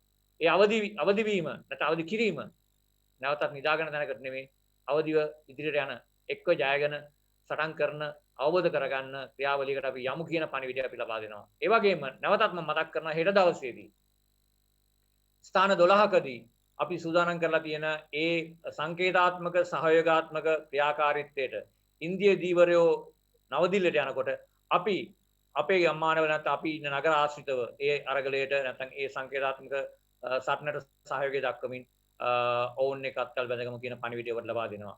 චින්තක ඔබට යමක් අවසාන වශයෙන් කියන්න තියෙනවා නම් අපිට පුළුවන් අවසන් කරන්න ඔබට අවස්ථාව ලබා දෙන්න. නෑ. හොඳයි එහෙනම් සියලු දෙනාටම ස්තුතියි.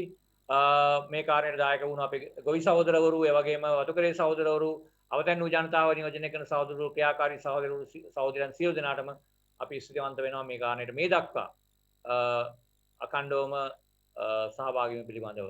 එහෙනම් සියලු දෙනාටම ස්තුතියි. ඉන්දියා ගොවි සටන ජය වේවා. පීඩිත ජනතාව දිනේවා. ඒ වගේම දීවර ගොවි කම්කරු වැඩ කරන ජනතාව දිනේවා කියමින් අපි මේ කාරණේ අමාර කරනවා. ජය වේවා. ජය වේවා. ජය වේවා.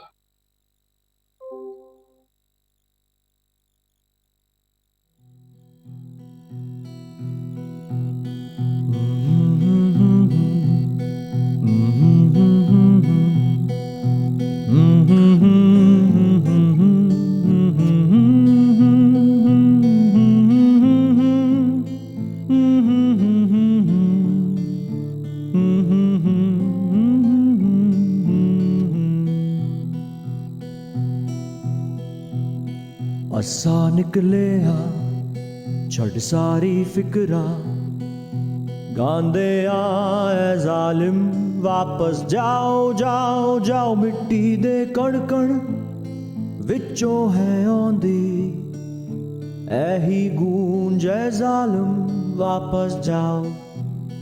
पहले भी कभी रोटियां बनाई थी ऐसे? नहीं, ये तो मोदी सरकार ने बनवानी सिखा दी है। सानू आकेरण स्याकाली रातां ऐही सवेर दी पुकार वापस जाओ जाओ जाओ जागी अवामुन खैर मनाओ सब दी ऐही हुंकार वापस जाओ। सुनेगा, सरकार ਨੂੰ ਸੁਣਨਾ ਪੜੇਗਾ।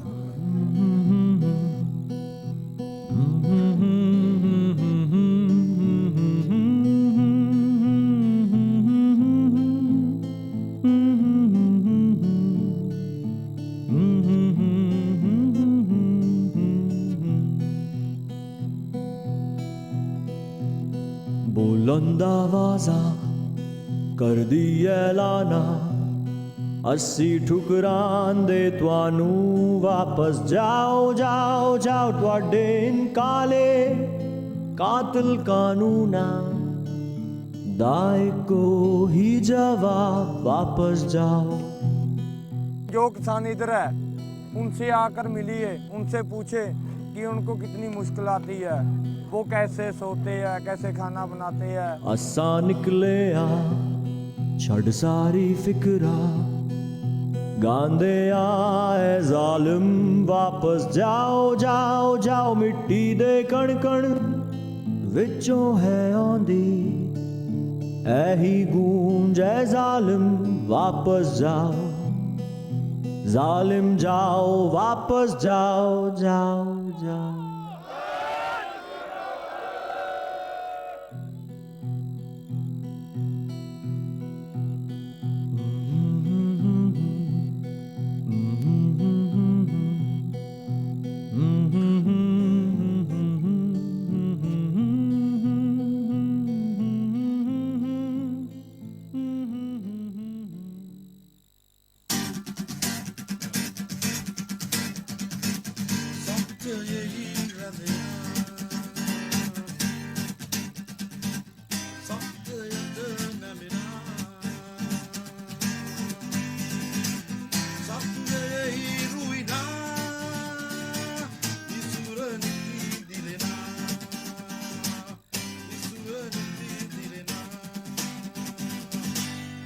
කොළඹ ඉඩම් හා කෘෂිකර්ම ප්‍රතිසංස්කරණ ව්‍යාපාරයේ විසුර විකාශන මැදිරියේ සිට